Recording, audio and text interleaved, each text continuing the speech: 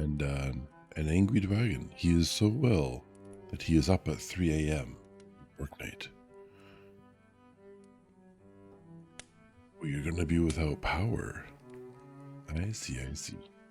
So it's a planned outage at least. That's, I guess, better than an unplanned outage, really, in my opinion. OBS is trying to add him. What is OBS trying to do?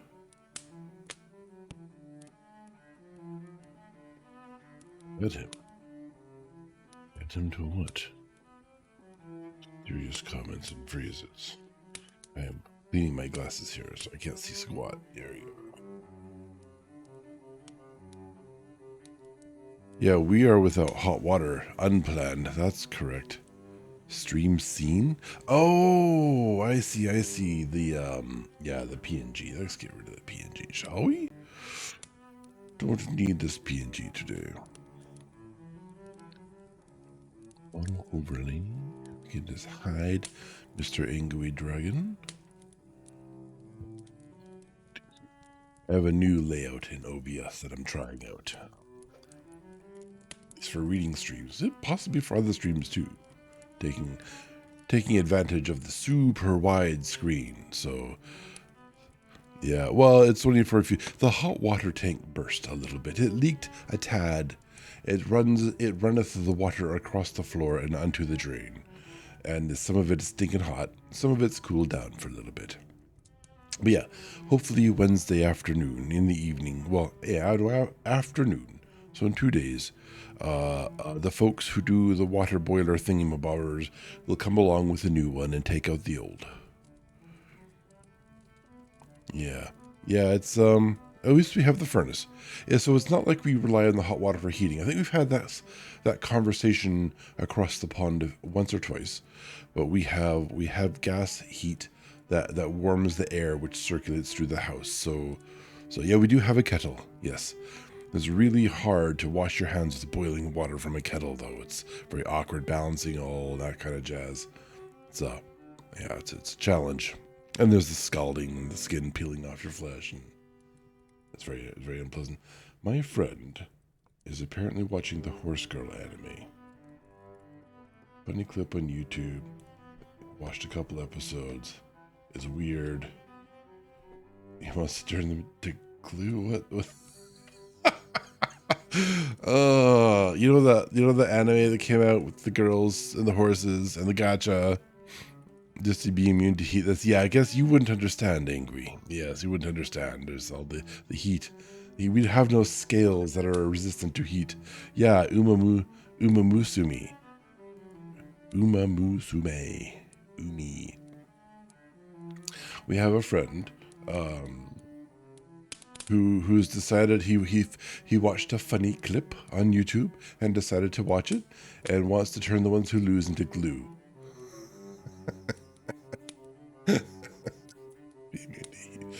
Yeah, awesome, cool. So let's see. Tonight, well, this is my last week of work, which is so exciting. I spent the entire day trying to fix an alarm in a town that's like what's like a 6 or 8 hour drive away, but not the horse glue. Yeah, the horse glue. And I spent the whole day trying to fix the old UPSs with non-standard SSHing, and just like it took a fair bit to connect to the damn thing. And then its interface is so old it doesn't even have the correct commands to silence the alarm. So I had to go on a call with someone out there, and we had to figure out how to silence the alarm because it was beeping nonstop. When a UPS has a dead battery, like the company who makes the UPS, they want you to get a new battery in there. That's how it's designed to work, which, is a fair thing, I think. But the whole thing's slotted to be replaced. Excuse me. And the person who would normally do the swapping out of the batteries or the UPS is on holidays. They're on holidays already. So good for them. I am not going to call them back, except under the most dire of circumstances. So we figured it out, and we turned the alarm off. And if the alarm resets tomorrow, because sometimes they reset every 8 hours, they don't want you to keep it off at all. Then she knows how to reset it again, so that'll be fine. Last time we streamed, well, it was with Angry Dragon, and we were doing the Emperor's work, I think. I'm pretty sure. Sometimes I'm not so sure. But most of the time, I think we're doing the Emperor's work, which was fun, surprisingly challenging in some cases. I keep remembering that moment when I was on a staircase and then the Tyranids kept banging me in the face, and I couldn't parry or dodge. I just got stun locked, and they literally pushed me all the way up the stairs. It was a little amusing. It was a little funny after the fact. I was like, where the hell am I going? But we struggled through.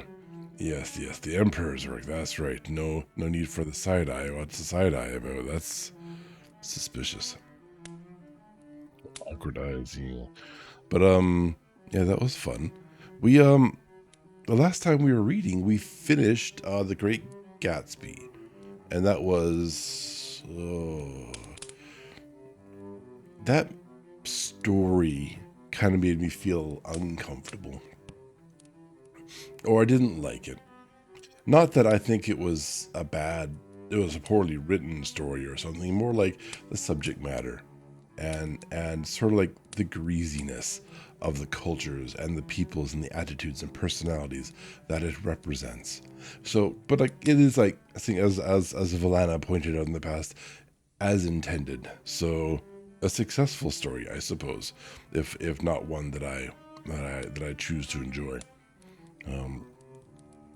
Today, I literally figured this out yesterday, what I was doing today. We're going to read Animal Farm. And it's a little smaller than The Great Gatsby, but I don't think we're going to be able to squeeze it into one stream, which is awkward because that'll be like, it'll be 1.5 streams. Maybe I have to find a novel or something that's really short, like for next week. You were successful for once. Yes, I think this is your first reading stream in your entire, well, in my entire streaming life. Anyways, not perhaps your entire life. Okay, I kept getting talked at. The show. That's hilarious. I didn't know there was a lot of kidnapping in the horse anime show. Maybe I should watch it after all. See how much glue I can invest in. Yeah, so we're gonna read the Animal Farm today, and let's go get set up. I'm going to tell my friend that I'm streaming. I don't know how many times I have to tell my friend that I'm streaming. All right, we're gonna set up. First time catching it. Yeah, so Angry, what we do on our reading streams is if we have a new story to tell, we get to this scene here with my big book, because I have poor old man eyes, and the poster up on the wall, and like we change them out. So the reading book it's this one. So first I do this, and then we unlock it, and I go find my book. There's a lot of books on the shelves these days, so sometimes if I've made the wrong type of book, you also get a black square. They got to be PNG, so they don't work as JPEGs. There we go. So this is my new book. And I always get the poster whenever I get a new book. I get the poster as well, and so we put that up over the fireplace, and then totally, it's always that size. It wasn't smaller a moment ago. Don't mind about that. Yeah. See, so we get the good stuff. We get the good stuff, and it's the original edition. Like, wow, like those are probably not sold anymore. So, original edition books only. Well, I think it's so far all original cover art. Yeah. What are you talking about? There's no sorcery. What do you mean? It's just a poster. What are you seeing with your eyes that no one else saw? Ever. It's not even in the video. It's kind of like one of those or else scenarios. Yeah. Or else. Where's my book? Okay, so now I read from a slightly different, a modified version of literature known as the internet. Yes. Maybe it's just posing as a poster. It's a poister. It's a poster. I don't know. I can't make it work. I mean, the poster is posing as a poster. That's true. That'd be what it is, though. That's clearly, I don't know. That's normal poster. I promise. Look the other way, damn it. It's a real posterability. Oh my god. I learned a joke today. You want to hear my joke? You're going to hear my joke. Yeah, it's not my joke. I don't know whose joke it is, but for the moment, it is mine. Okay. What three-letter word starts with gas? Vilana already knows the answer, so she's not allowed to type for the time being. Yes. What three-letter word starts with gas? It's the answer. It's a car. Yes. It's a car. And no, it's not semicolon AF semicolon AFG semicolon AG and H semicolon AA semicolon. That's more than 3 letters, Valana. Okay. All right. We should probably read. I need this background music to be a little quieter in my ears, so we're going to just check that down for me. I assume everything is good for you. Bus works too. Yes, bus I would argue is a type of car. Although I know people would probably argue it's not a car, it's a bus car, it's a vehicle. It's a vehicular. But that would be an acceptable answer in my opinion. All right, let's get the throat spray going.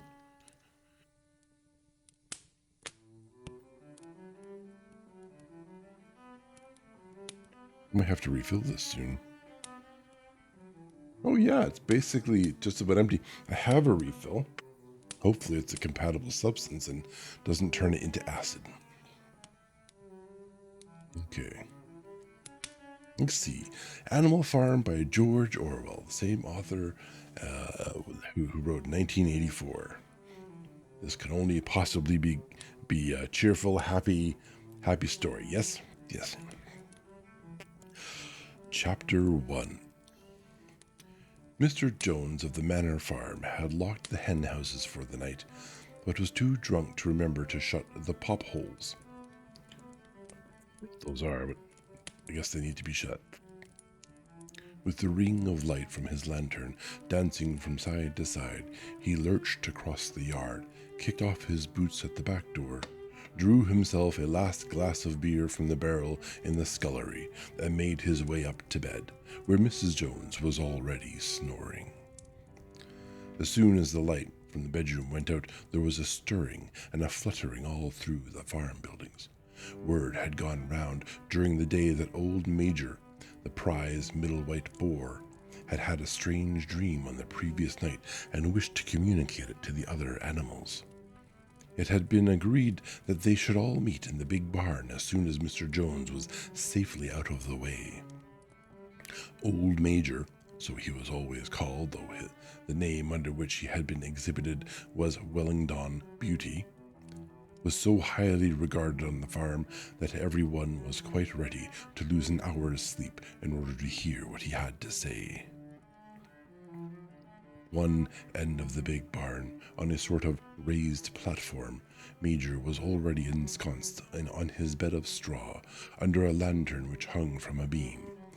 He was 12 years old and had lately grown rather stout, but he was still a majestic-looking pig, with a wise and benevolent appearance, in spite of the fact that his tushes had never been cut.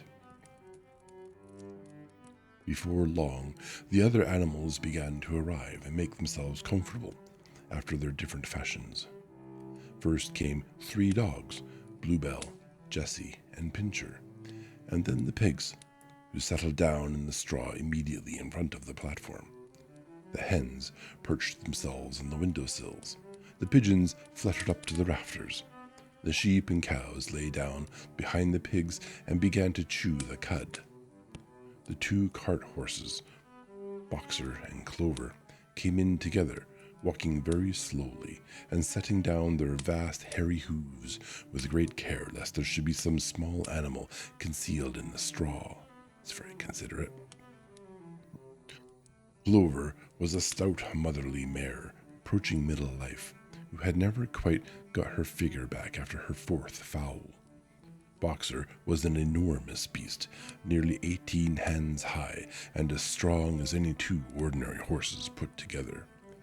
A white stripe down his nose gave him a somewhat stupid appearance, and in fact he was not of the first-rate intelligence, but he was universally respected for his steadiness of character and tremendous powers of work.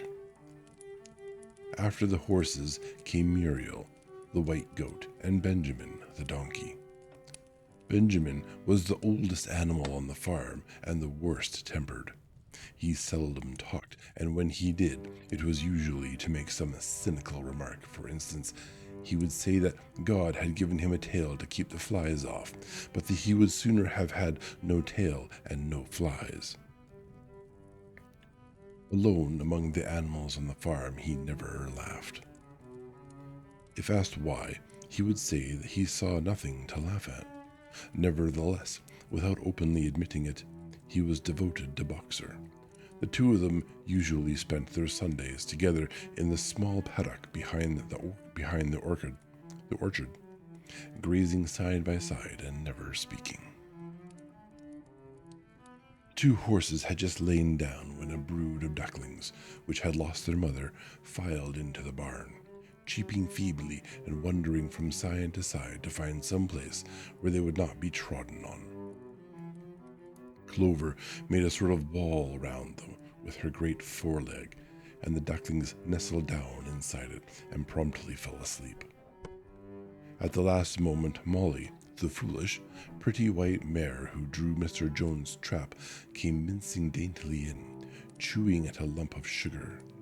She took a place near the front and began flirting her white mane, hoping to draw attention to the red ribbons it was plated with. Last of all came the cat, who looked around as usual looked around as usual for the warmest place, and finally squeezed herself in between Boxer and Clover. There she purred contentedly throughout Major's speech without listening to a word of what he was saying. Typical cat. Well, they listened to a few words. They know some words, and they always manage to hear those words. All the animals were now present except Moses, the tame raven, who slept on a perch behind the back door. When Major saw that they had all made themselves comfortable and were waiting attentively, he cleared his throat and began. Comrades, you have heard already about the strange dream that I had last night, but I will come to the dream later. I have something else to say first. I do not think, comrades, that I shall be with you for many months longer, and before I die, I feel it my duty to pass on to you such wisdom as I have acquired. I have had a long life. I have had much time for thought as I lay alone in my stall, and I think I may say that I understand the nature of life on this earth as well as any animal now living. It is about this that I wish to speak to you. Now, comrades, what is the nature of this life of ours? Let us face it. Our lives are miserable, laborious, and short. We are born, we are given just so much food as will keep the breath in our bodies, and those of us who are capable of it are forced to work to the last atom of our strength. And the very instant that our usefulness has come to an end, we are slaughtered with hideous cruelty.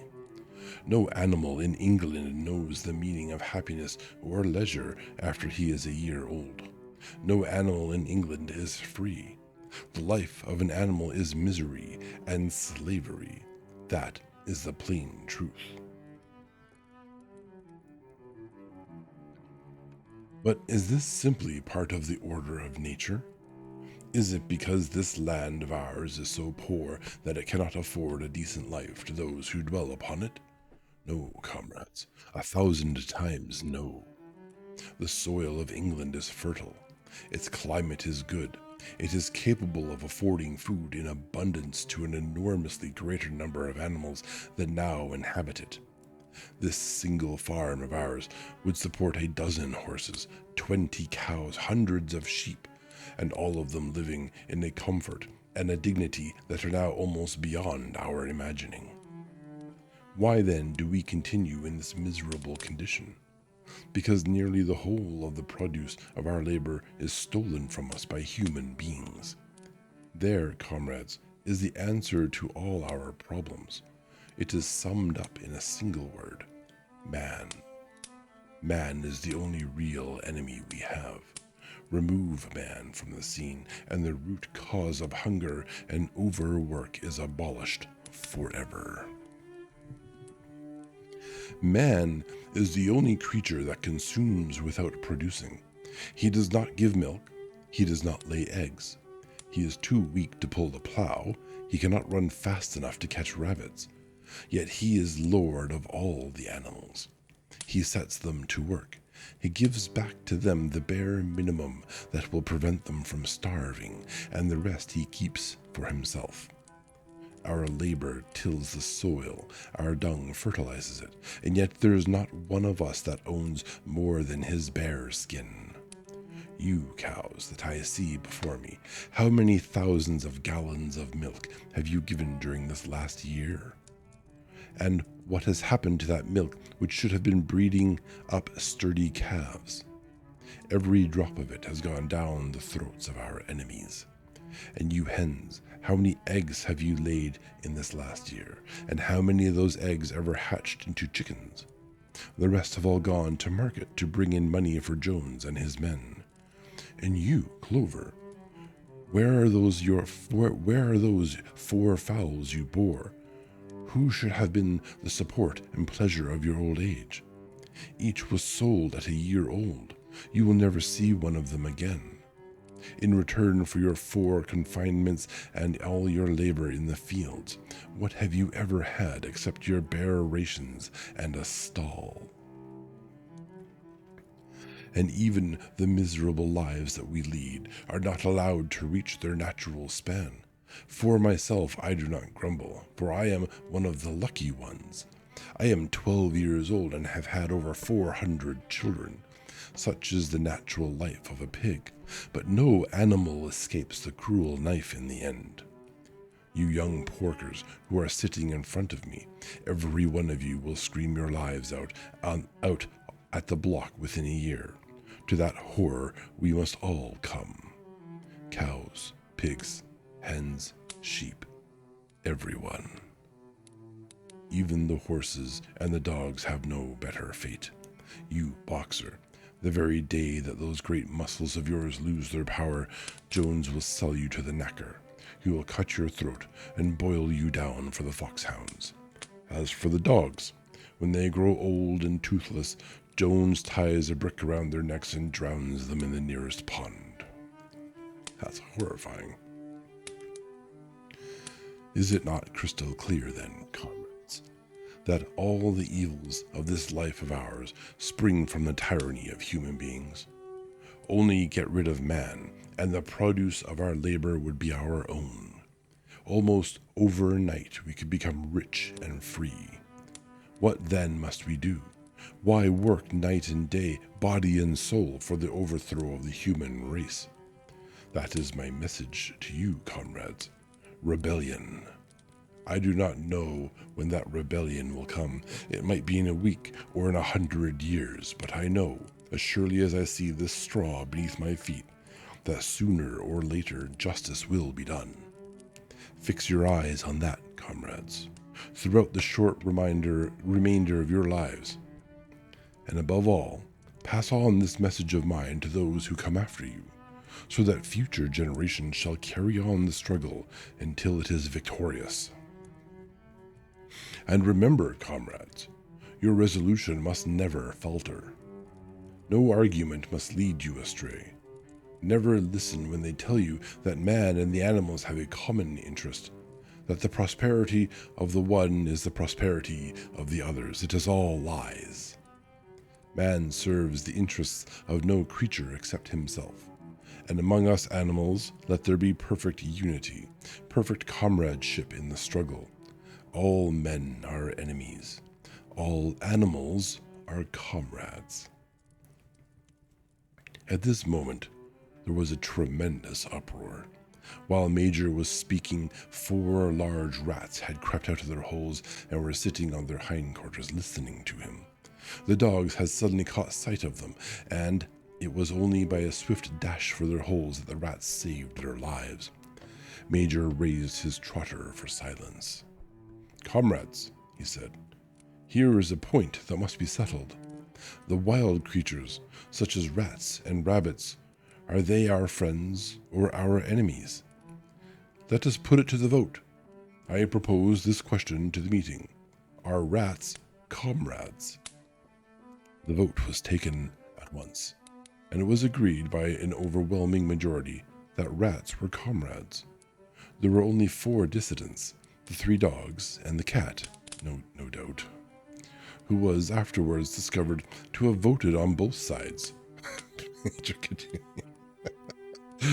Okay, interesting. The cat voted on both sides. No kidding. I have little more to say.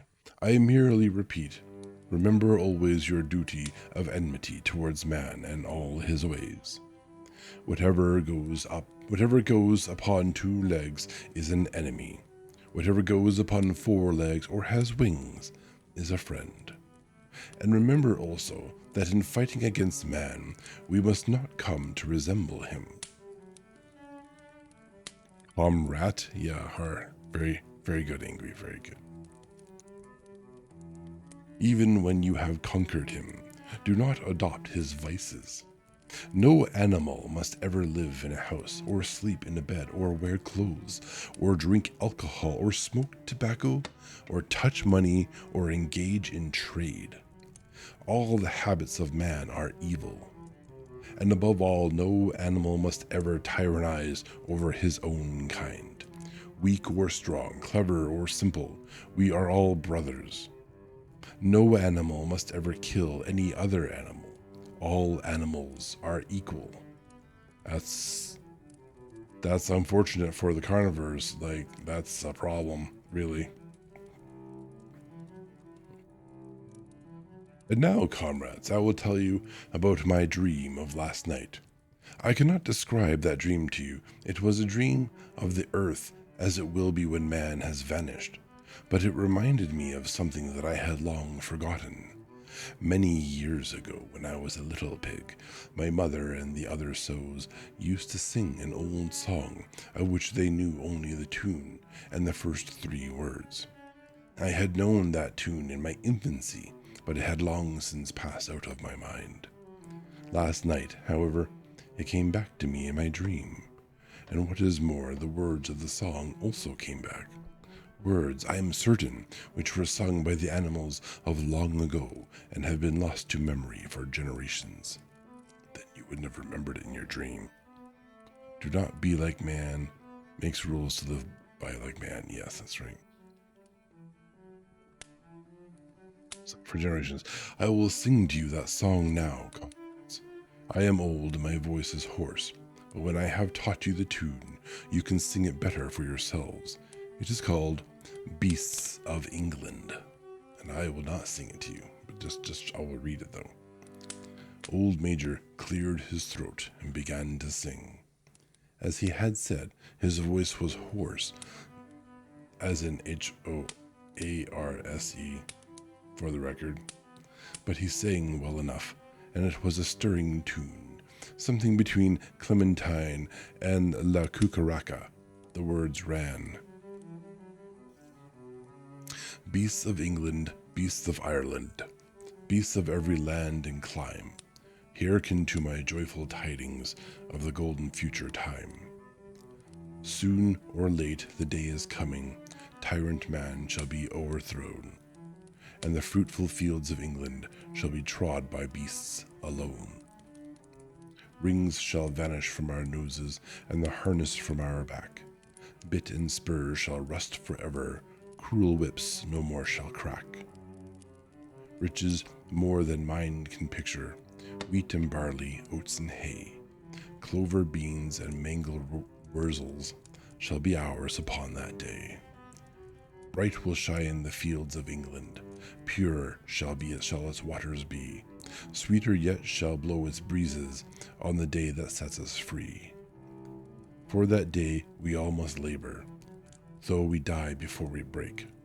Cows and horses, geese and turkeys, all must toil for freedom's sake. Beasts of England, beasts of Ireland, beasts of every land and clime, hearken well and spread my tidings of the golden future time.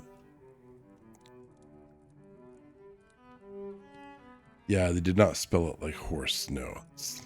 Okay, makes sense, really, honestly. The singing of this song threw the animals into the wildest excitement. Almost before Major had reached the end, they had begun singing it for themselves. Even the stupidest of them had already picked up the tune and a few of the words. And as for the clever ones, such as the pigs and dogs, they had the entire song by heart within a few minutes. And then, after a few preliminary tries, the whole farm burst into Beasts of England in tremendous unison. The cows lowed it, the dogs whined it, the sheep bleated it, the horses whinnied it, and the ducks quacked it. They were so delighted with the song that they sang it right through 5 times in succession, and might have continued singing it all night if they had not been interrupted. Unfortunately, the uproar awoke Mr. Jones, who sprang out of bed, making sure that there was a fox in the yard. He seized the gun, which always stood in a corner of his bedroom, and let fly a charge of number 6 shot into the darkness. The pellets buried themselves in the wall of the barn, and the meeting broke up hurriedly. Everyone fled to his own sleeping place. The birds jumped into their perches, the animals settled down in the straw, and the whole farm was asleep in a moment.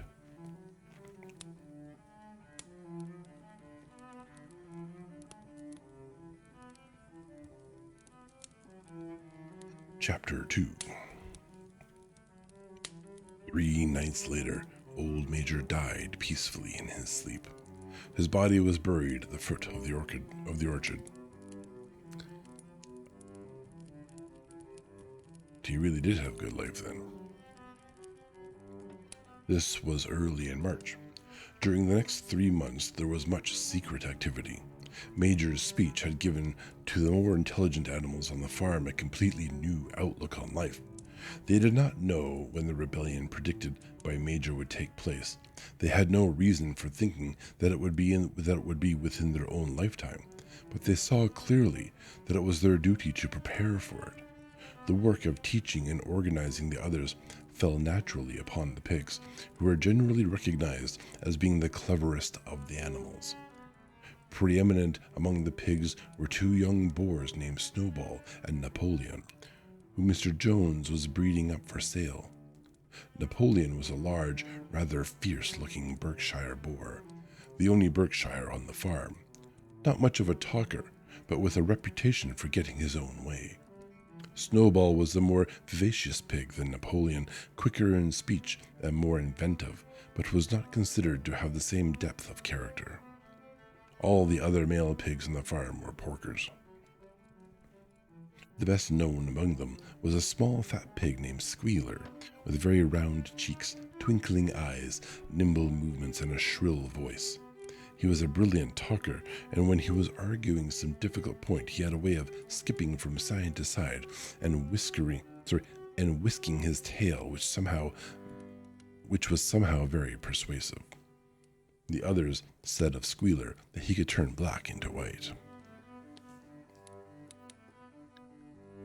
These 3 had elaborated on old Major's teachings into a complete system of thought, to which they gave the name animalism.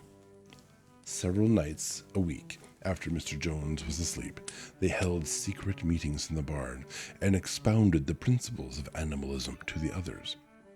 At the beginning, they met with much stupidity and apathy. Some of the animals talked of the loyalty to Mr. Jones, whom they referred to as Master. or made elementary remarks such as Mr. Jones feeds us. If he were gone, we should starve to death. Others asked such questions as, why should we care what happens after we are dead? Or, if this rebellion is to happen anyway, what difference does it make whether we work for it or not? And the pigs had great difficulty in making them see that this was contrary to the spirit of animalism. The stupidest questions of all were asked by Molly, the white mare. No kidding, she's the one who's always into the sugar. The very first question she asked Snowball was, will there still be sugar after the rebellion? I knew it and caught on to that one right away. No, said Snowball firmly. We have no means of making sugar on this farm. Besides, you do not need sugar. You will have all the oats and hay you want. And shall I still be allowed to wear ribbons in my mane? Asked Molly. Comrade, said Snowball, those ribbons that you are so devoted to are the badge of slavery. Can you not understand that liberty is worth more than ribbons? Molly agreed, but she did not sound very convinced. That's right, no sugar. You gotta give some things up. It's, freedom or sugar. It's your pick. You know what? In reality, it's kind of the same thing. Yeah. I give up my freedom for sugar. I think that's what it boils down to, yeah. The pigs had an even harder struggle to counteract the lies put about by Moses. No sugar and no pretty ribbons, yeah. That's rough. The lies put about Moses, the tame raven.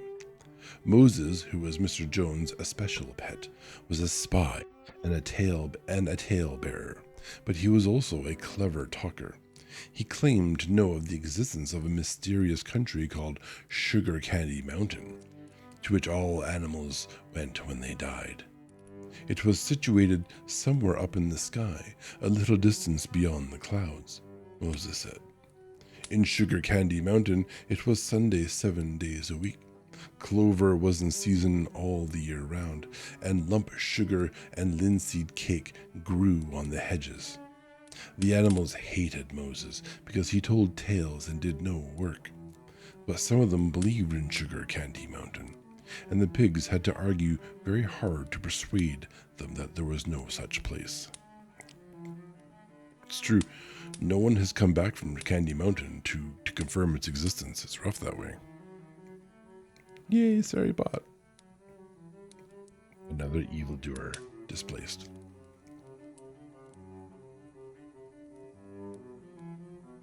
Now, as it turned out, the rebellion was achieved much earlier and more easily than anyone had expected. In past years, Mr. Jones, although a hard master, had been a capable farmer, but of late he had fallen on evil days. He had become much disheartened after losing money in a lawsuit, and had taken to drinking more than was good for him. For whole days at a time, he would lounge in his Windsor chair in the kitchen, reading the newspapers, drinking, and occasionally feeding Moses on crusts of bread soaked in beer. His men were idle and dishonest. The fields were full of weeds, the buildings wanted roofing, the hedges were neglected, and the animals were underfed. June came and the hay was almost ready for cutting. On Midsummer's Eve, which was a Saturday, Mr. Jones went into Willingdon and got so drunk at the Red Lion that he did not come back till midday on Sunday. The men had milked the cows in the early morning and then had gone out rabbiting, without bothering to feed the animals.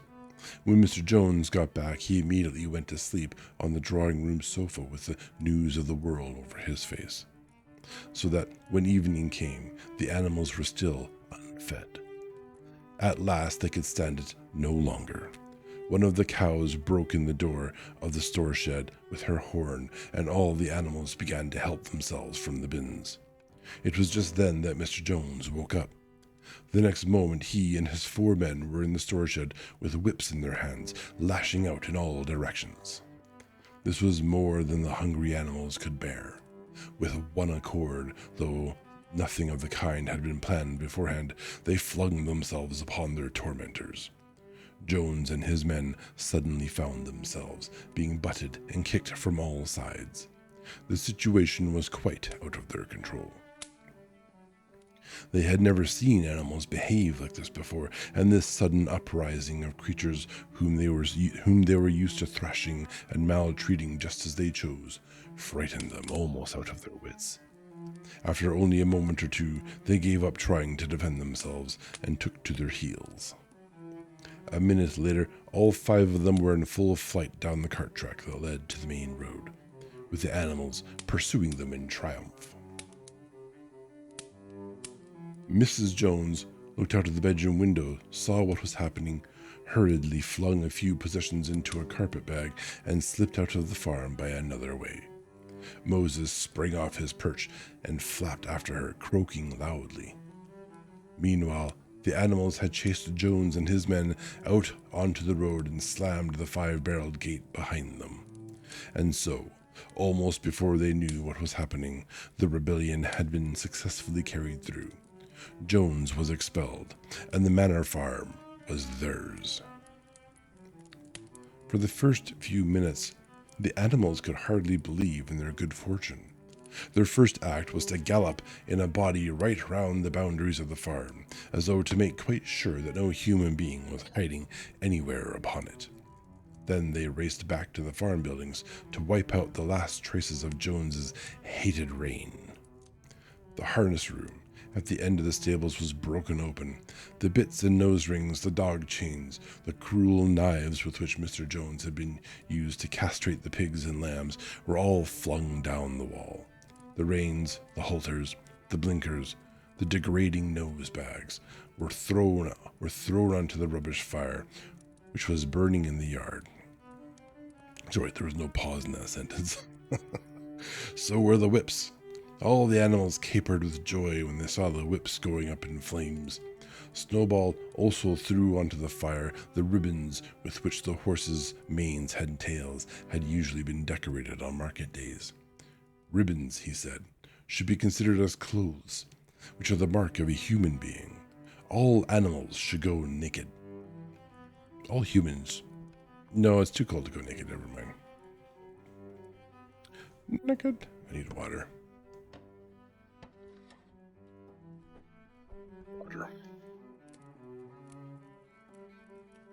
When Boxer heard this, he fetched the small straw hat which he wore in summer to keep the flies out of his ears, and flung it onto the fire with the rest. In a very little while, the animals had destroyed everything that reminded them of Mr. Jones. Napoleon then led them back to the store shed and served out a double ration of corn to everybody, with 2 biscuits for each dog. Then they sang Beasts of England from end to end 7 times running, and after that they settled down for the night and slept as they had never slept before. But they awoke at dawn as usual, and suddenly remembering the glorious thing that had happened, they all raced out into the pasture together.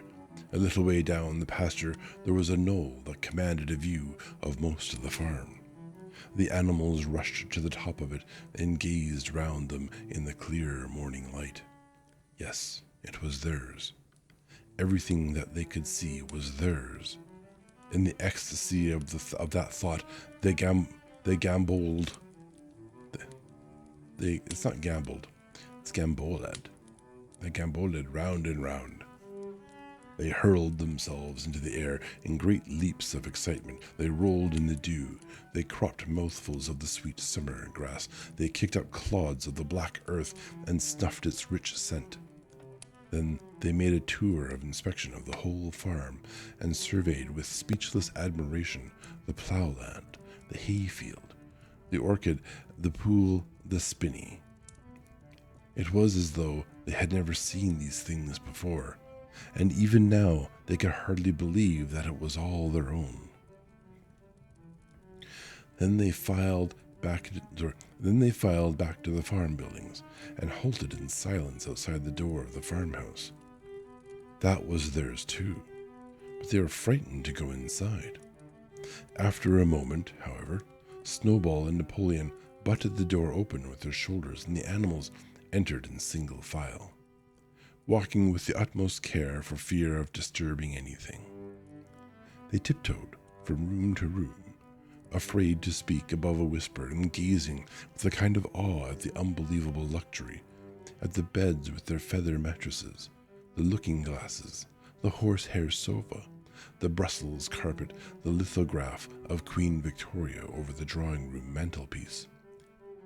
They were just coming down the stairs when Molly was discovered to be missing. Going back, the others found that she had remained behind in the best bedroom.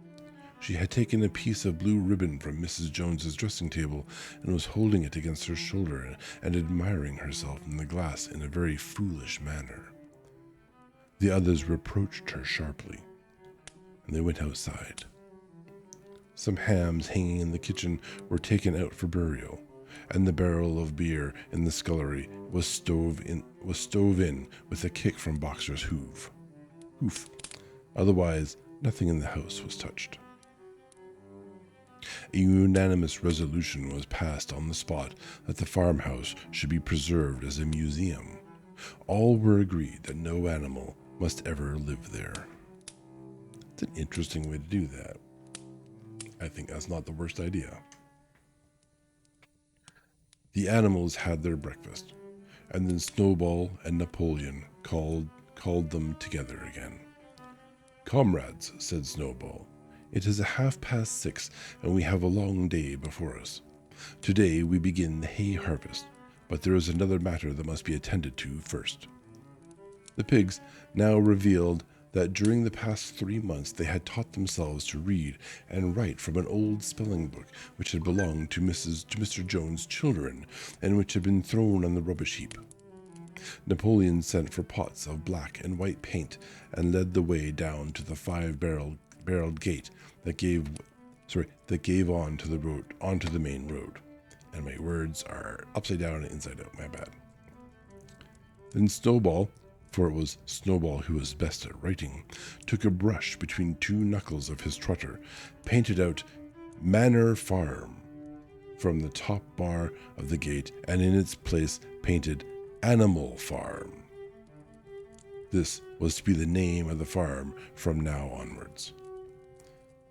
After this, they went back to the farm buildings, where Snowball and Napoleon sent for a ladder, which they caused to be set against the end wall of the big barn. They explained that by their studies of the past 3 months, the pigs had succeeded in reducing the principles of animalism to 7 commandments. I am going to mute my phone now. The name of the book, yeah. They said the thing. That's right, they did.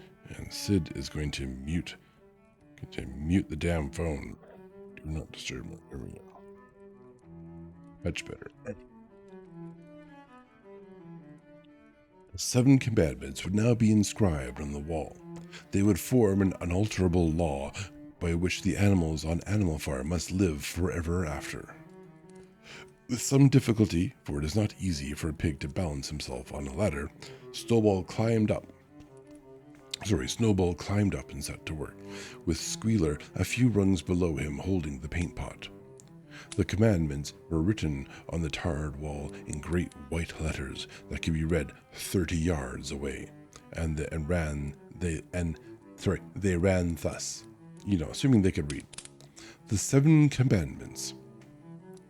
1. Whatever goes upon 2 legs is an enemy. 2. Whatever goes upon 4 legs or has wings is a friend. 3. No animal shall wear clothes. 4. No animal shall sleep in a bed. 5. No animal shall drink alcohol. 6. No animal shall kill any other animal. 7. All animals are equal. There are some natural environments which would contradict this, but hey, it's a story. Animals definitely get on the alcohol. Good old fermented fruit, baby. It was very neatly written, and except that friend was written friend. It's Got the E and the I wrong, but man, so do a lot of us. That's a really easy mistake to make. And one of the S's was the wrong way around. The spelling was correct all the way through. Snowball read it aloud for the benefit of the others. All the animals nodded in complete agreement. The cleverer ones at once began to learn the commandments by heart. "Now, comrades," cried Snowball, throwing down the paintbrush, "to the hayfield. Let us make a point of honor to get in the harvest more quickly than Jones and his men could do." But at this moment the 3 cows, who had seemed uneasy for some time past, set up a loud lowing. They had not been milked for 24 hours, and their udders were almost bursting. After a little thought, the pigs sent for buckets and milked the cows fairly successfully, their trotters being well adapted to this task. Soon there were 5 buckets of frothing, creamy milk, at which many of the animals looked with considerable interest. "What is going to happen to all that milk?" said someone. Jones used sometimes to mix some of it in our mash, said one of the hens. Okay, that sentence needs an editor. "Never mind the milk, comrades," cried Napoleon, placing himself in front of the buckets. "That will be attended to. The harvest is more important. Comrade Snowball will lead the way. I shall follow in a few minutes. Forward, comrades, the hay is waiting." So the animals trooped down to the hayfield to begin the harvest, and when they came back in the evening, it was noticed that the milk had disappeared. Dun dun. Chapter 3. Oh, you know what? We have ads in 3 minutes, so we're going to preempt that right now. We're going to take a little break. I'm going to get up, stretch a little bit, and we'll be back.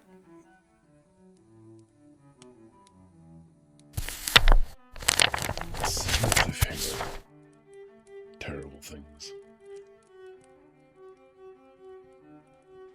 But yeah, where did the milk go? I wonder if that'll be a form of currency. Oh, God. My eyes are all watery. I promise, I'm not crying for the milk. That would be silly.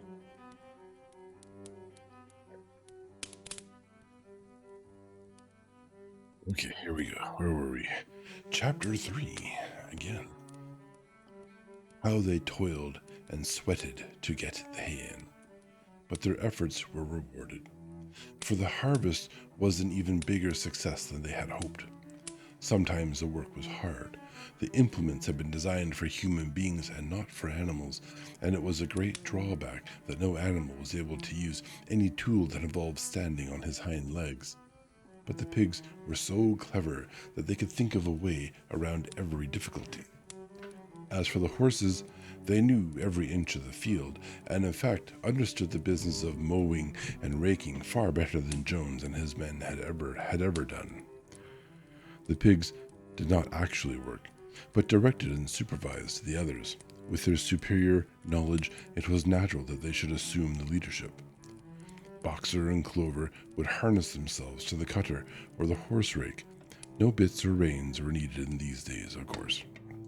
And tramp steadily round and round the fields, with the pig walking behind and calling out, "Gee up, comrade," or "Whoa back, comrade," as the case may be. And every animal, down to the humblest, worked at turning the hay and gathering it. Even the ducks and hens toiled to and fro all day in the sun, carrying tiny wisps of hay in their beaks. In the end, they finished the harvest in 2 days, less time than it had actually taken Jones and his men. Moreover, it was the biggest harvest the farm had ever seen. There was no wastage whatever. The hens and ducks, with their sharp eyes, had gathered up the very last stalk, and not an animal on the farm had stolen so much as a mouthful. All through that summer, the work of the farm went like clockwork. The animals were happy as they had never conceived it possible to be. Every mouthful of food was an acute positive pleasure, now that it was truly their own food. produced by themselves and for themselves, not doled out to them by a grudging master. With the worthless parasitical human beings gone, there was more for everyone to eat. There was more leisure, too, inexperienced though the animals were. They met with many difficulties. For instance, later in the year, when they harvested the corn, they had to tread it out in the ancient style and blow away the chaff with their breath, since the farm possessed no threshing machine. But the pigs, with their cleverness, and Boxer, with his tremendous muscles, always pulled them through. Boxer was the admiration of everybody. He had been a hard worker even in Jones' time, but now he seemed more like 3 horses than 1. There were days when the entire work of the farm seemed to rest upon his mighty shoulders. From morning to night, he was pushing and pulling, always at the spot where the work was hardest. He had made an arrangement with one of the cockerels to call him in the mornings half an hour earlier than anyone else, and he would put in some volunteer labor at whatever seemed to be the most needed, before the regular day's work began. His answer to every problem, every setback was, "I will work harder," which he had adopted as his personal motto. Don't do that. Don't do that. People do that at work. They do that at work. Oh, it's just got to get done. I got to do it. There's no one who can do it. That's how you get bad habits started. Yes. Poor horsey. But everyone worked according to his capacity. The hens and ducks, for instance, saved 5 bushels of corn at the harvest by gathering up the stray grains. Nobody stole. Nobody grumbled over his rations. The quarreling and biting and jealousy which had been normal features of life in the old days had almost disappeared. Nobody shirked, or almost nobody. What, are you recognizing something in the behavior there? Valana, I recognized that a long time ago. These have been humans for a very long time now.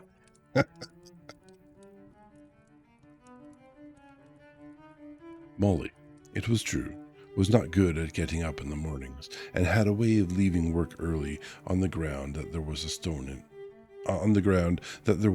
in her hoof. And the behavior of the cats was somewhat peculiar. It was soon noticed that when there was work to be done, the cat could never be found. She would vanish for hours on end and then reappear at mealtimes or in the evening after work was over, as though nothing had happened. But she was always made such excellent excuses and purred so affectionately that it was impossible not to believe in her good intentions. Old Benjamin, the donkey, seemed quite unchanged since the rebellion.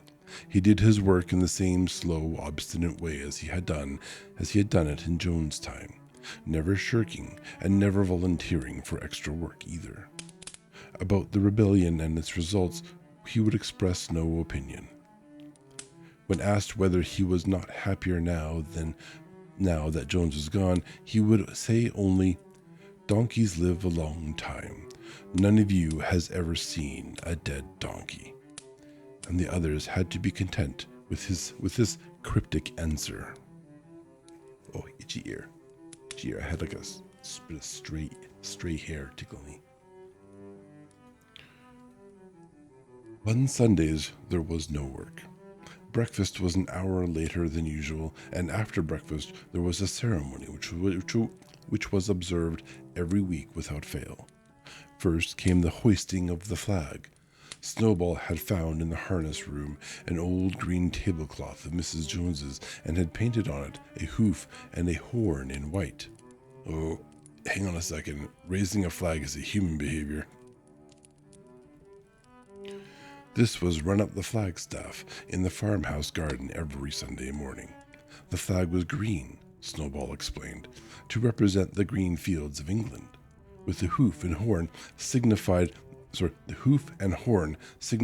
future republic of the animals which would arise when the human race had been finally overthrown. After the hoisting of the flag, all the animals trooped into the big barn for a general assembly, which was known as the meeting. Here the work of the coming week was planned out and resolutions were put forward and debated. I thought, don't question it. Don't worry about it. Yeah, don't worry about it. It's fine. It's okay. What could go bad? What could go wrong? It was always the pigs who put forward the resolutions. The other animals understood how to vote, but could never think of any resolutions of their own. Snowball and Napoleon were by far the most active in the debates, but it was noticed that these two were never in agreement. Whatever suggestion either of them made, the other could be counted on to oppose it. Even when it was resolved, a thing no one could object to in itself, to set aside the small paddock behind the orchard as a home of rest for animals who were past work, there was a stormy debate over the correct retiring age for each class of animal. The meeting always ended with the singing of Beasts of England, and the afternoon was given up to recreation. Yeah, a curved horn and a bludgeoning hoof. Yeah, like two parties or something, two different groups of people. The pigs had set aside the harness room as a headquarters for themselves. Here, in the evenings, they studied blacksmithing, carpentering, and other necessary arts from books which they had brought out of the farmhouse. Snowball also busied himself with organizing the other animals into what he called animal committees. He was indefatigable at this. He formed the Egg Production Committee for the hens, the Clean Tails League for the cows, the Wild Comrades Re-Education Committee. The object of this was to tame the rats and rabbits, the whiter wool movement for the sheep, the various others, besides instituting classes in reading and writing. On the whole, these projects were a failure. Damn it. The attempt to tame the wild animals, for instance, broke down almost immediately. They continued to behave very much as before, and when treated with generosity, simply took advantage of it. The cat joined the Re-Education Committee and was very active in it for some days. She was seen one day sitting on a roof and talking to some sparrows who were just out of her reach. She was telling them that all animals were now comrades, and that any sparrow who chose could come and perch on her paw, but the sparrows kept their distance. The reading and writing classes, however, were a great success. By the autumn, almost every animal on the farm was literate in some degree. As for the pigs, they could already read and write perfectly. The dogs learned to read fairly well, but were not interested in reading anything except the 7 Commandments. Oh, very, very stubborn, very loyal. Muriel the goat could read somewhat better than the dogs, and sometimes used to read to the others in the evenings from scraps of newspaper, which she found on the rubbish heap. Benjamin could read as well as any pig, but never exercised his faculty. So far as he knew, he said, there was nothing worth reading. Clover learned the whole alphabet, but could not put words together. Boxer could not get beyond the letter D. He would trace out A, B, C, D in the dust with his great hoof, and then would stand staring at the letters with his ears back, sometimes shaking his forelock, trying with all his might to remember what came next, and never succeeding. On several occasions, indeed, he did learn E, F, G, H, but by the time he knew them, it was always discovered that he had forgotten A, B, C, D. A, B, C, and D. Limited capacity. Finally, he decided to be content with the first 4 letters, and used to write them out once or twice every day to refresh his memory.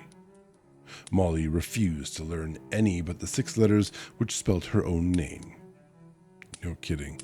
And the problem with that is there's only 5 letters which spell her 6-letter name. There's a double L. She would form these very neatly out of pieces of twig, and would then decorate them with a flower or two and walk around them admiring them. Yeah, 2 are the same, which means there are only 5 letters in her name. Well, 5 different characters. None of the other animals in the farm could get farther than the letter A. It was also found that the stupider animals, such as the sheep, hens, and ducks, were unable to learn the 7 commandments by heart. After much thought, Snowball declared that the 7 commandments could in effect be reduced to a single maxim, namely, 4 legs good, 2 legs bad. This, he said, contained the essential principle of animalism. Whoever had thoroughly grasped it would be safe from human influences. The birds at first objected, since it seemed to them that they also had 2 legs, but Snowball proved to them that this was not so. A bird's wing, comrades, he said, is an organ of propulsion and not of manipulation. It should therefore be regarded as a leg. The distinguishing mark of man is the hand, the instrument with which he does all his mischief. Oh, now we're starting to get into like legalese and stuff, right? Oh, you can't fully comprehend the entirety of the law? Here's the boiled down layman's version, which doesn't quite have all the details you really need to take advantage of it. But whenever there's a question, we can sort of substitute a simpler understanding. Oh, this is way too human. All right. The birds did not understand Snowball's long words, but they accepted his explanation, and all the humbler animals set to work to learn the new maxim by heart. 4 legs good, 2 legs bad. It was inscribed on the end wall of the barn above the 7 commandments and in bigger letters. When they had once got it by heart, the sheep developed a great liking for this maxim, and often as they lay in the field they would all start bleating, 4 legs good, 2 legs bad. 4 legs good, 2 legs bad. And keep it up for hours on end, never growing tired of it. That sounds like a party. Party to me, man. Napoleon took no interest in Snowball's committees. He said that the education of the young was more important than anything that could be done for those who were already grown up. It happened that Jessie and Bluebell had both whelped soon after the hay harvest, giving birth between them to 9 sturdy puppies. As soon as they were weaned, Napoleon took them away from their mothers, saying that he would make himself responsible for their education.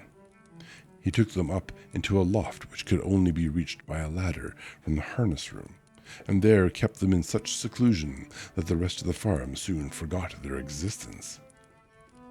Oh, really? Class is far, far away and 24/7. The mystery of where the milk went was soon cleared up. It was mixed every day into the pig's mash. The early apples were now ripening, and the grass in the orchard was littered with windfalls. The animals had assumed as a matter of course that these would be shared out equally. One day, however, the order went forth that all the windfalls were to be collected and brought to the harness room for the use of the pigs. At this, some of the other animals murmured, but it was no use. All the pigs were in full agreement on this point, even Snowball and Napoleon. Squealer was sent to make the necessary explanations to the others. "Comrades," he cried, "you do not imagine, I hope, that we pigs are doing this in a spirit of selfishness and privilege. Many of us actually dislike milk and apples. I dislike them myself. Our sole object in taking these things is to preserve our health. Milk and apples, this has been proved by science, comrades, contain substances absolutely necessary to the well-being of a pig. We pigs are brain workers. The whole management and organization of this farm depend on us. Day and night we are watching over your welfare. It is for your sake that we drink that milk and eat those apples. Do you know what would happen if we pigs failed in our duty? Jones would come back. Yes, Jones would come back, surely, comrades," cried Squealer, almost pleadingly, skipping from side to side and whisking his tail. "Surely there is no one among you who wants to see Jones come back." Oh wow, this is amazing. I love this book so much already. Yeah, just reclassifying things for politics? Absolutely. Now, if there was one thing that the animals were completely certain of, it was that they did not want Jones back. When it was put to them in this light, they had no more to say. The importance of keeping the pigs in good health was all too obvious. So it was agreed, without further argument, that the milk and the windfall apples, and also the main crop of apples when they ripened, should be reserved for the pigs alone.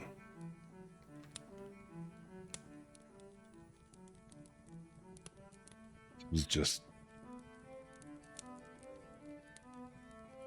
I feel so sorry for the animals. We all know where they're going, right? We all know, we can all see what we in North America are in the end stage of this. this is just a few decades ago for North America. All right. Anyhow, chapter 4. By the late summer of the news, why do they need the pigs to help them? Yeah, that's right. They need the pigs. They need the pigs to help. The pigs keep them organized and working. And otherwise, Jones will come back. The pigs keep Jones away somehow. Yes. And nothing will get done without the pigs. Yes. Where were you? Chapter 4. By the late summer, the news of what had happened on Animal Farm had spread across half the country. Every day, Snowball and Napoleon sent out flights of pigeons whose instructions were to mingle with the animals on neighboring farms, tell them the story of the rebellion, and teach them the tune of Beasts of England. Most of this time Mr. Jones had spent sitting in the taproom of the Red Lion at Willingdon, complaining to anyone who would listen of the monstrous injustice he had suffered in being turned out of his property by a pack of good-for-nothing animals. The other farmers sympathized in principle, but they did not at first give him much help. At heart, each of them was secretly wondering whether he could not somehow turn Jones's misfortune to his own advantage. It was lucky that the owners of the two farms which adjoined Animal Farm were on permanently bad terms. One of them, which was named Foxwood, was a large, neglected, old-fashioned farm, much overgrown by woodland, with all its pastures worn out and its hedges in a disgraceful condition. Its owner, Mr. Pinkington, was an easy-going gentleman farmer who spent most of his time in fishing or hunting according to the season. The other farm, which was called Pinchfield, was smaller and better kept. Its owner was a Mr. Friedrich, a tough, shrewd man, perpetually involved in lawsuits, and with a name for driving hard bargains. These two disliked each other so much that it was difficult for them to come to any agreement, even in defense of their own interests. Nevertheless, they were both thoroughly frightened by the rebellion on Animal Farm, and very anxious to prevent their own animals from learning too much about it. At first, they pretended to laugh, to scorn the idea of animals managing a farm for themselves. The whole thing would be over in a fortnight, they said. That's 2 weeks for anyone who's curious. They put it about that the animals on the Manor Farm, they insisted on calling it the Manor Farm. They would not tolerate the name Animal Farm. They were dead naming the farm. Right, got it. Were perpetually fighting among themselves and were also rapidly starving to death. When time passed and the animals had evidently not starved to death, Friedrich and Pilkington, it is Pilkington, okay, changed their tune and began to talk of the terrible wickedness that now flourished on Animal Farm. It was given out that the animals there practiced cannibalism, tortured one another with red-hot horseshoes, and had their females in common. This was what came of rebelling against the laws of nature, Friedrich and Pilkington said. However, these stories were never fully believed. Rumors of a wonderful farm where the human beings had been turned out and the animals managed their own affairs continued to circulate in vague and distorted forms, and throughout that year a wave of rebelliousness ran through the countryside. Bulls, which had always been tractable, suddenly turned savage. Sheep broke down hedges and devoured the clover. Cows kicked the pail over.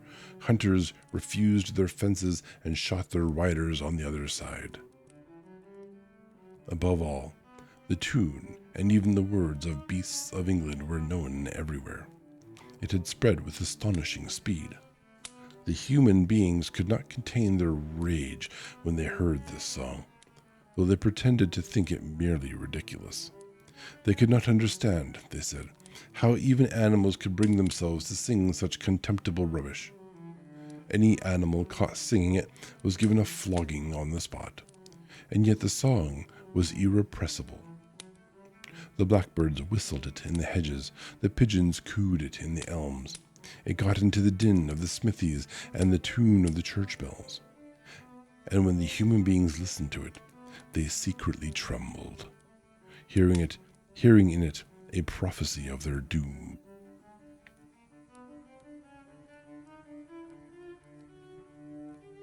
Early in October, when the corn was cut and stacked and some of it was already threshed, a flight of pigeons came whirling through the air and alighted in the yard of Animal Farm in the wildest excitement. Jones and all his men, with half a dozen others from Foxwood and Pinchfield, had entered the 5-barreled gate and were coming up the cart track that led to the farm. They were all carrying sticks, except Jones, who was marching ahead with a gun in his hand. Obviously, they were going to attempt the recapture of the farm. Angry? You go, huh? Why, huh?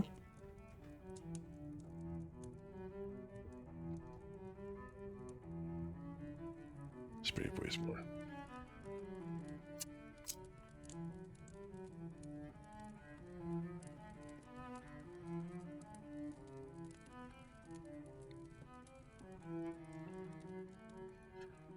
This had long been expected, and all preparations had been made.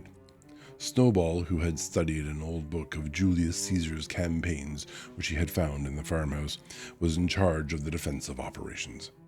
He gave his orders quickly, and in a couple of minutes every animal was at his post. As the human beings approached the farm buildings, Snowball launched his first attack. All the pigeons, to the number of 35, flew to and fro over the men's heads and muted upon them from mid-air. And while the men were dealing with this, the geese, who had been hiding behind the hedge, rushed out and pecked viciously at the calves of their legs. Geese are vicious.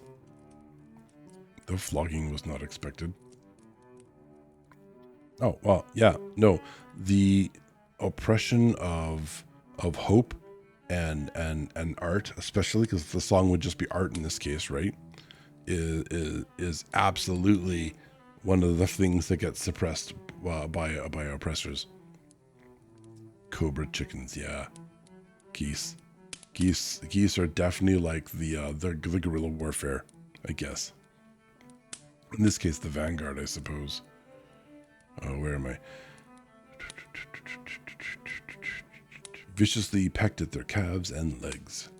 However, this was only a light skirmishing maneuver, intended to create a little disorder, and the men easily drove the geese off with their sticks.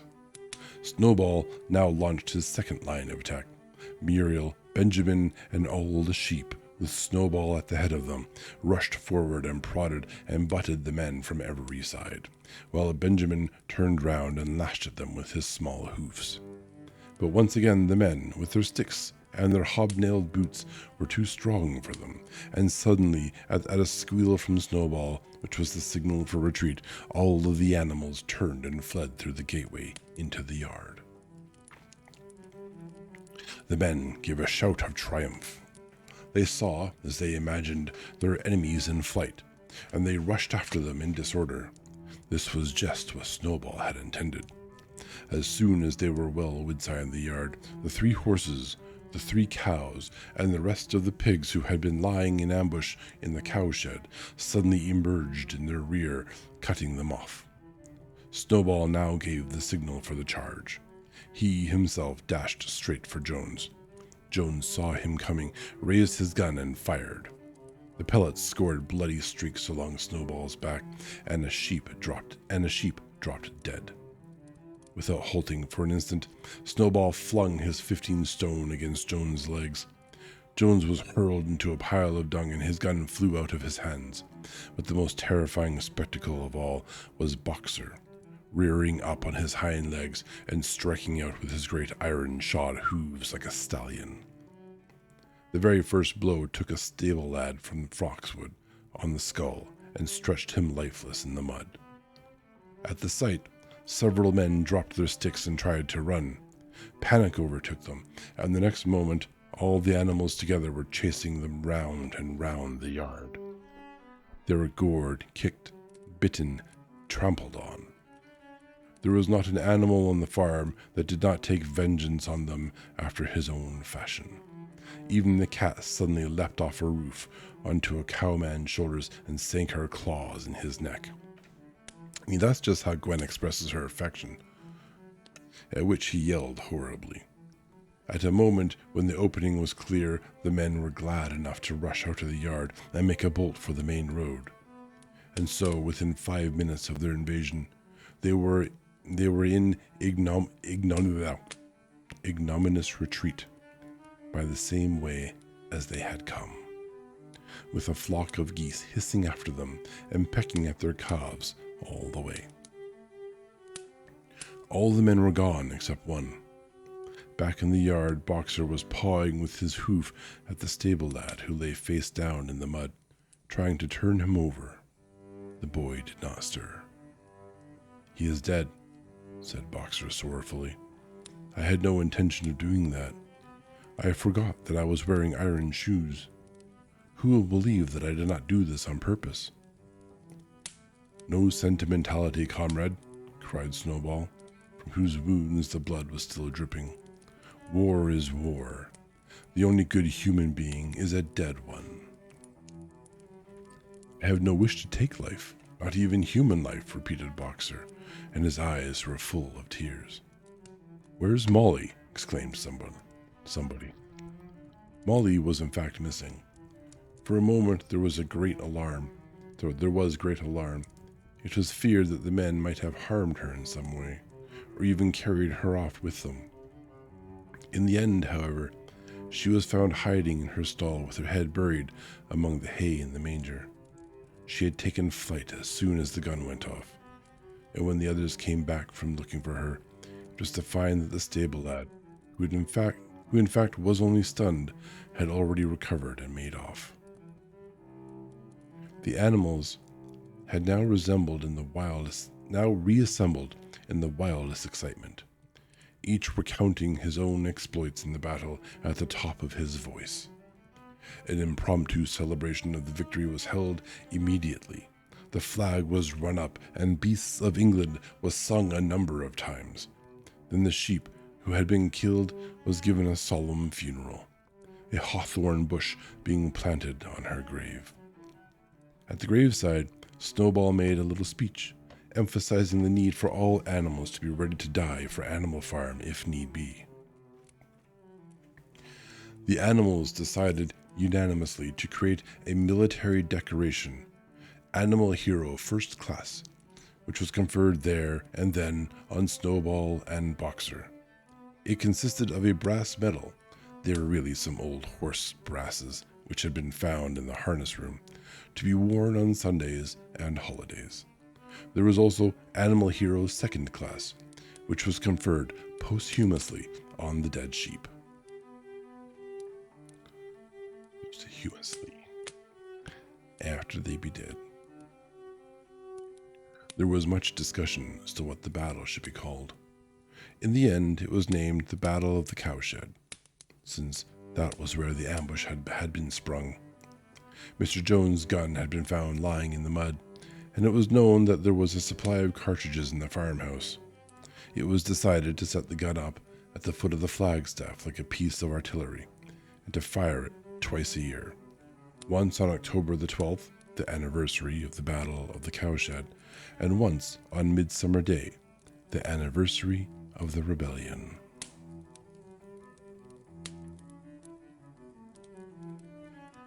Chapter 5. As winter drew on, Molly became more and more troublesome. She was late for work every morning and excused herself by saying that she had overslept, and she complained of mysterious pains, although her appetite was excellent. On every kind of pretext, she would run away from work and go to the drinking pool, where she would stand foolishly gazing at her own reflection in the water. But there were also rumors of something more serious. One day, as Molly strolled blithely into the yard, flirting her long tail and chewing at a stalk of hay, Clover took her aside. "Molly," she said, "I have something very serious to say to you. This morning I saw you looking over the hedge that divides Animal Farm from Boxwood. One of Mr. Pilkington's men was standing on the other side of the hedge, and I was a long way away, but I'm almost certain I saw this. He was talking to you, and you were allowing him to stroke your nose. What does that mean, Molly?" "He didn't. I wasn't. It isn't true," cried Molly, beginning to prance about and paw the ground. "Molly, look me in the face. Do you give me your word of honor that that man was not stroking your nose?" "It isn't true," repeated Molly, but she could not look Clover in the face. And the next moment, she took to her heels and galloped away into the field. A thought struck Clover. Without saying anything to the others, she went to Molly's stall and turned over the straw with her hoof. Hidden under the straw was a little pile of lump sugar and several bunches of ribbon of different colors. 3 days later, Molly disappeared. For some weeks, nothing was known of her whereabouts, and the pigeons reported they had seen her on the other side of Willingdon. She was between the shafts of a smart dog cart painted red and black, which was standing outside a public house. A fat, red-faced man in cheek breeches and gaiters who looked like a publican. A publican? Yeah, who looked like a publican, was stroking her nose and feeding her with sugar. Her coat was newly clipped, and she wore a scarlet ribbon round her forelock. She appeared to be enjoying herself, so the pigeon said. None of the animals ever mentioned Molly again. In January, there came a bitterly hard weather. The earth was like iron, and nothing could be done in the fields. Many meetings were held in the big barn, and the pigs occupied themselves with planning out the work of the coming season. It had come to be accepted that the pigs, who were manifestly cleverer than the other animals, should decide all questions of farm policy, though their decisions had to be ratified by a majority vote. This arrangement would have worked well enough if it had not been for the disputes between Snowball and Napoleon. These two disagreed at every point where disagreement was possible. If one of them suggested sowing a bigger acreage with barley, the other was certain to demand a bigger acreage of oats. And if one of them said that such and such a field was just right for cabbages, the other would declare that it was useless for anything except roots. Each had his own following, and there were some violent debates. At the meetings, Snowball often won over the majority by his brilliant speeches, but Napoleon was better at canvassing support for himself in between times.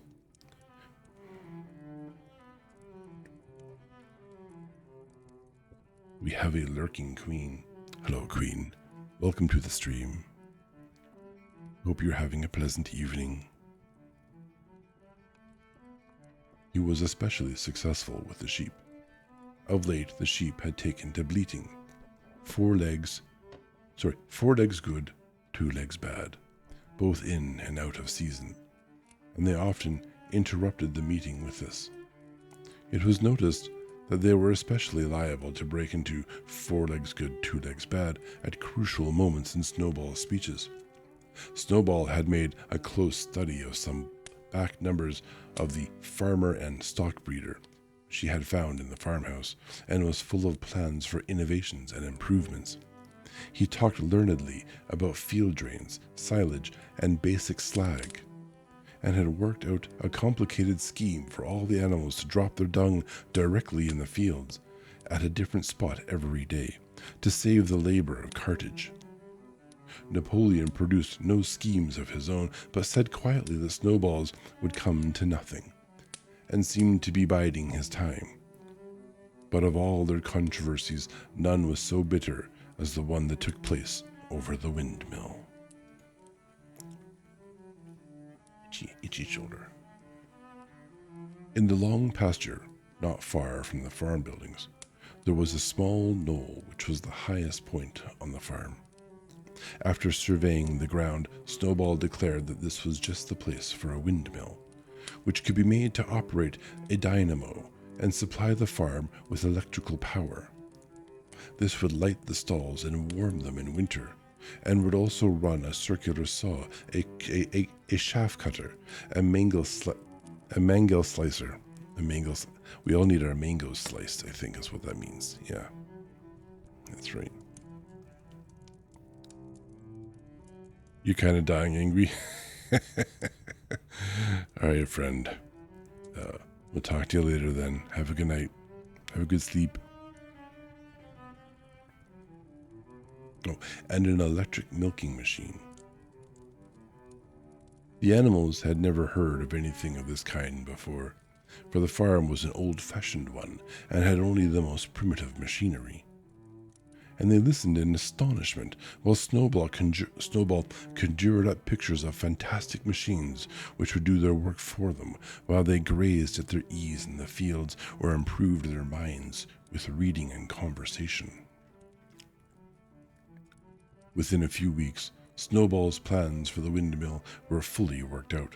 The mechanical details came mostly from 3 books which had belonged to Mr. Jones. 1,000 useful things to do about the house, every man his own bricklayer, and electricity for beginners. Snowball used as his study a shed which had once been used for incubators and had a smooth wooden floor, suitable for drawing on. He was closeted there for hours at a time, with his books held open by a stone and with a piece of chalk gripped between the knuckles of his trotter. He would move rapidly to and fro, drawing in line after line and uttering little whimpers of excitement.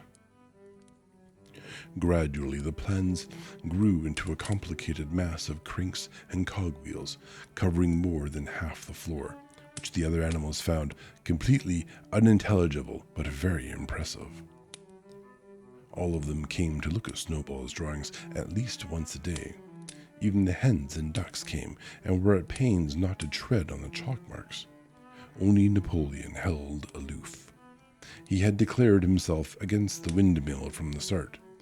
One day, however, he arrived unexpectedly to examine the plans. He walked heavily around the shed, looked closely at every detail of the plans, and snuffed at them once or twice, then stood for a little while, contemplating them out of the corner of his eye. Then suddenly he lifted his leg, urinated all over the plans, and walked out without uttering a word. The whole farm was deeply divided on the subject of the windmill. Snowball did not deny that to build it would be a difficult business. Stone would have to be quarried and built up into walls.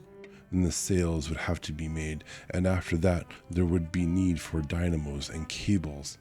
How those were to be procured, Snowball did not say. But he maintained that it could all be done in a year. And thereafter, he declared, so much labor would be saved that the animals would only need to work 3 days a week.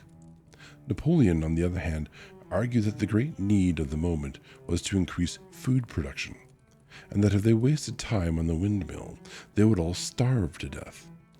The animals formed themselves into 2 factions under the slogans, "Vote for Snowball and 3 days a week," and "Vote for Napoleon and the full manager." Benjamin was the only animal who did not side with either faction. He refused to believe that food would become more plentiful, or that the windmill would save work. Windmill or no windmill, he said, life would go on as it had always gone on, that is, badly. Apart from the disputes over the windmill, there was the question of the defense of the farm. It was fully realized that though the human beings had been defeated in the Battle of the Cowshed, they might make another and more determined attempt to recapture the farm and reinstate Mr. Jones. They had all the more reason to do so because news of their defeat had spread across the countryside and made the animals on the neighboring farms more restive than ever. As usual, Snowball and Napoleon were in disagreement. According to Napoleon, what the animals must do was to procure firearms and train themselves in the use of them. According to Snowball, they must send out more and more pigeons and stir up rebellion among the animals on the other farms. The one argued that if they could not defend themselves, they were bound to be conquered. The other argued that if rebellions happened everywhere, they would have no need to defend themselves. The animals listened first to Napoleon, then to Snowball, and could not make up their minds which was right. Indeed, they always found themselves in agreement with the one who was speaking at the moment. At last, the day came when Snowball's plans were completed. At the meeting on the following Sunday, the question of whether or not to begin work on the windmill was put to the vote.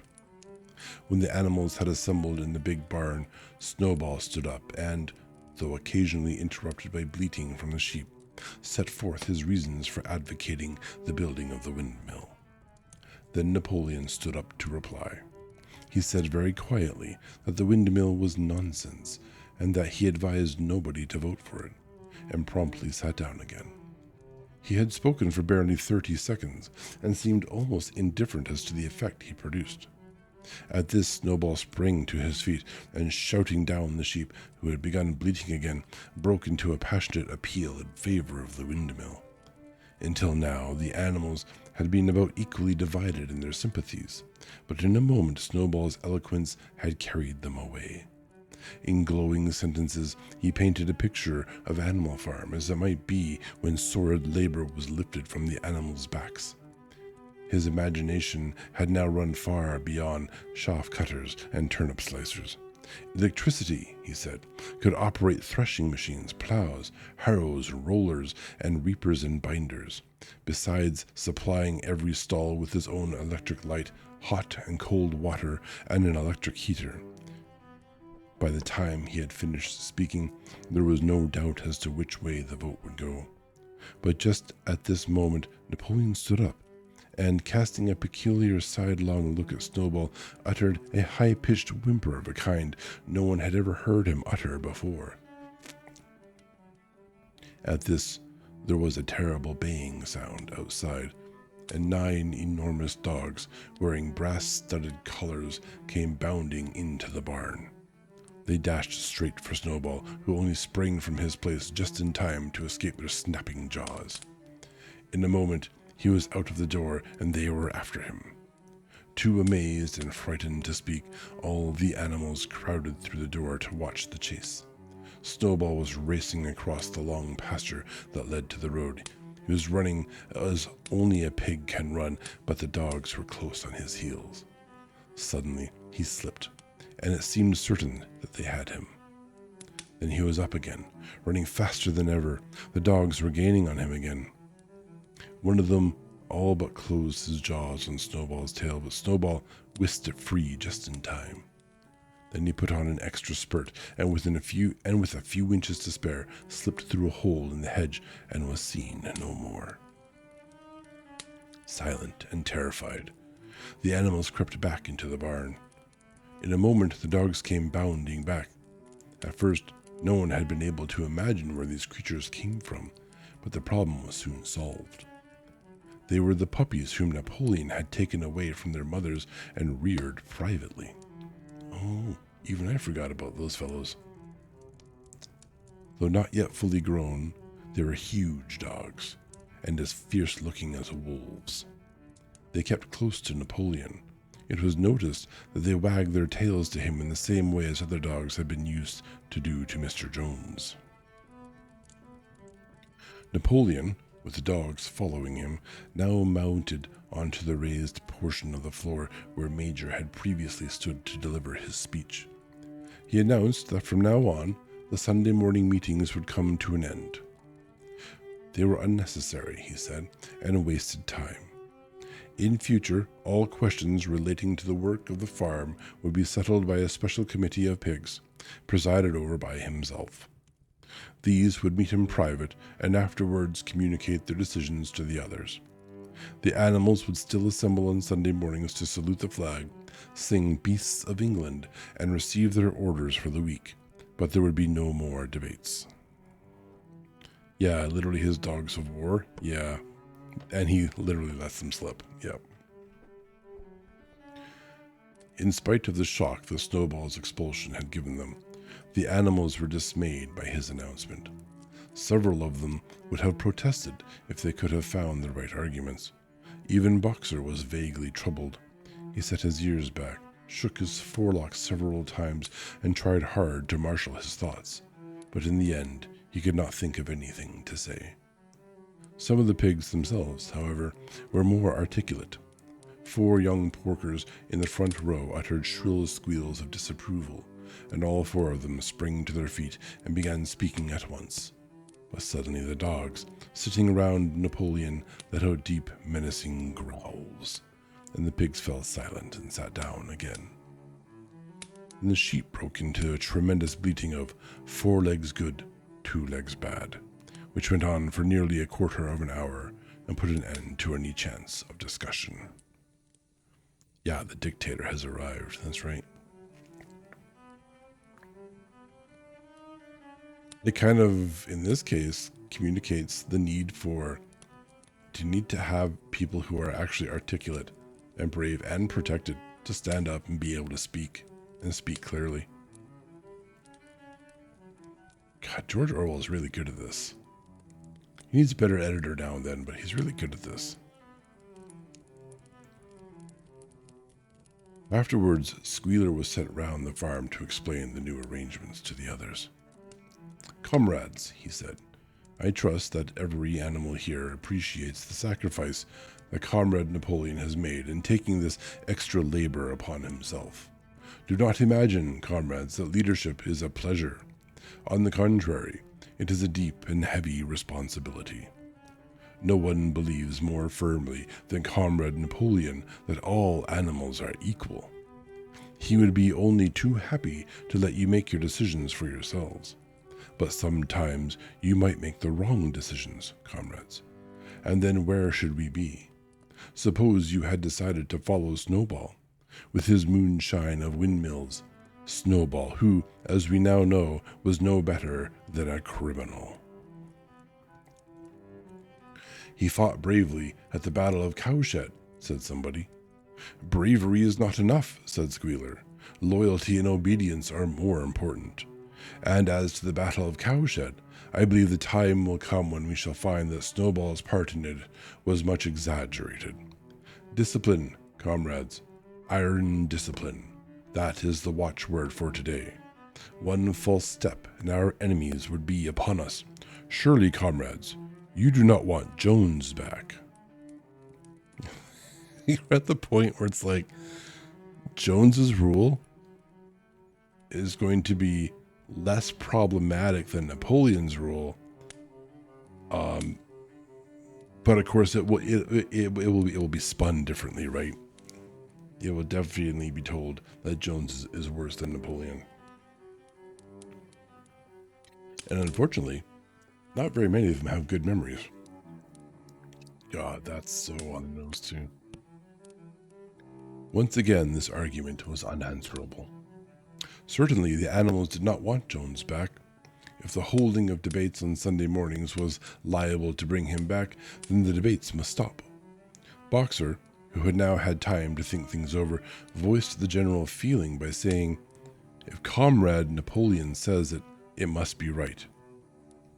and from then on he adopted the maxim, Napoleon is always right, in addition to his private motto of, I will work harder. I once heard someone say, Sidoen is always right. Mm-hmm. I was a very wise person. By this time, the weather had broken, and the spring plowing had begun. Sort of thought I saw something, and I did not. The shed where Snowball had drawn his plans in the windmill had been shut up, and it was assumed that the plans had been rubbed off the floor. Every Sunday morning at 10 o'clock, the animals assembled in the big barn to receive their orders for the week. The skull of old Major, now clean of flesh, had been disinterred from the orchard and set up on a stump at the foot of the flagstaff beside the gun. Oh dear. Sure, this is exactly the kind of world he imagined. After the hoisting of the flag, the animals were required to file past the skull in a reverent manner before entering the barn. Nowadays, they did not sit all together as they had done in the past. Napoleon, with Squealer and another pig named Minimus, who had a remarkable gift for composing songs and poems, sat on the front of the raised platform, with the 9 young dogs forming a semicircle round them, and the other pigs sitting behind. The rest of the animals sat facing them in the main body of the barn. Napoleon read out the orders for the week in a gruff, soldiery style. And after a single singing of Beasts of England, all of the animals dispersed. On the 3rd Sunday after Snowball's expulsion, the animals were somewhat surprised to hear Napoleon announce that the windmill was to be built after all. He did not give any reason for having changed his mind, but merely warned the animals that this extra task would mean very hard work. It might even be necessary to reduce their rations. The plans, however, had all been prepared, down to the last detail. A special committee of pigs had been at work upon them for the past 3 weeks. The building of the windmill, with various other improvements, was expected to take 2 years. I knew that was going to happen. I absolutely knew that was going to happen. Always happens that way. That evening, Squealer explained privately to the other animals that Napoleon had never in reality been opposed to the windmill. On the contrary, it was he who had advocated it in the beginning, and the plan which Snowball had drawn out on the floor of the incubator shed had actually been stolen from among Napoleon's papers. The windmill was, in fact, Napoleon's own creation. Why, then, asked somebody, had he spoken so strongly against it? Here Squealer looked very sly. That, he said, was Comrade Napoleon's cunning. He had seemed to oppose the windmill simply as a maneuver to get rid of Snowball, who was a dangerous character and a bad influence. Now that Snowball was out of the way, the plan could go forward without his interference. This, said Squealer, was something called tactics. He repeated a number of times, "Tactics, comrades, tactics," skipping round and whisking his tail with a merry laugh. The animals were not certain what the word meant, but Squealer spoke so persuasively, and the 3 dogs who happened to be with him growled so threateningly, that they accepted his explanation without further questions. I guess he's the media, I suppose? Perhaps. Oh, we have ads in a few moments. Let's do those now. And we can continue with chapter 6. We're almost at the halfway mark according to the scroll bar, so we're probably a little past the halfway mark. Alright. We shall return.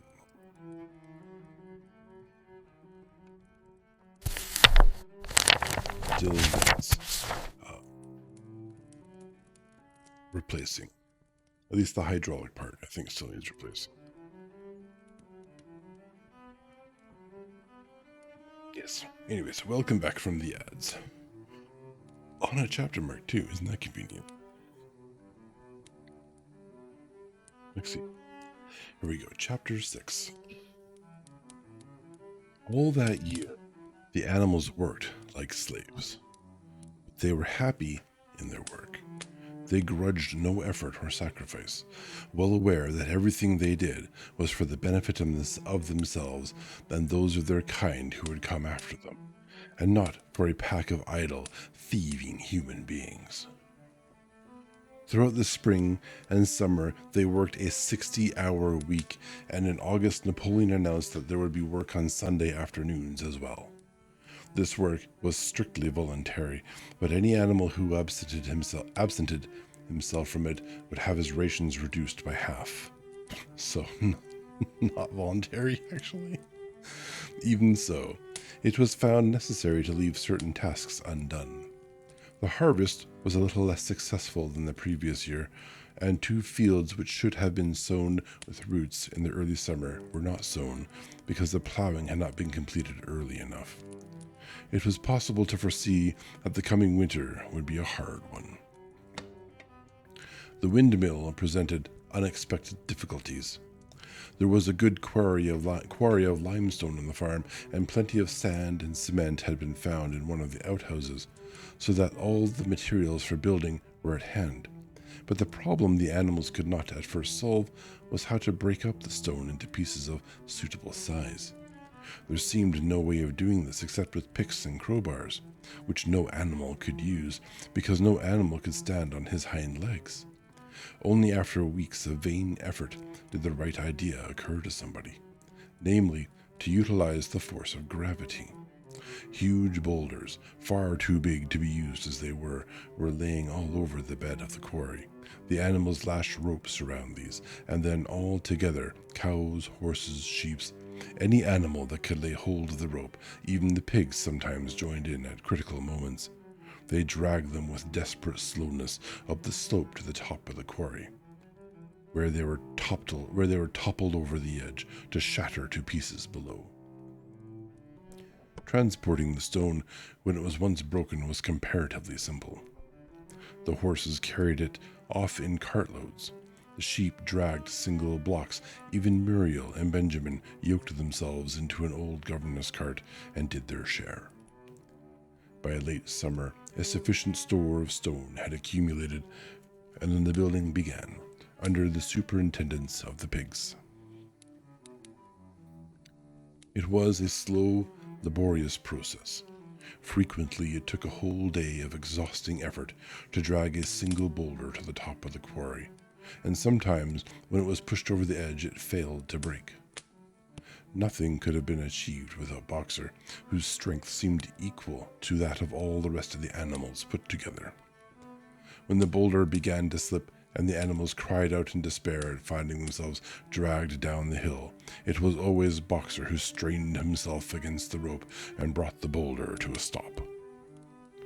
To see him toiling up the slope, inch by inch, his breath coming fast, the tips of his hooves clawing at the ground, and his great sides matted with sweat, filled everyone with admiration.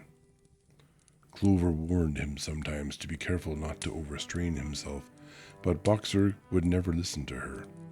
His 2 slogans, "I will work harder," and "Napoleon is always right," seemed to him a sufficient answer to all problems.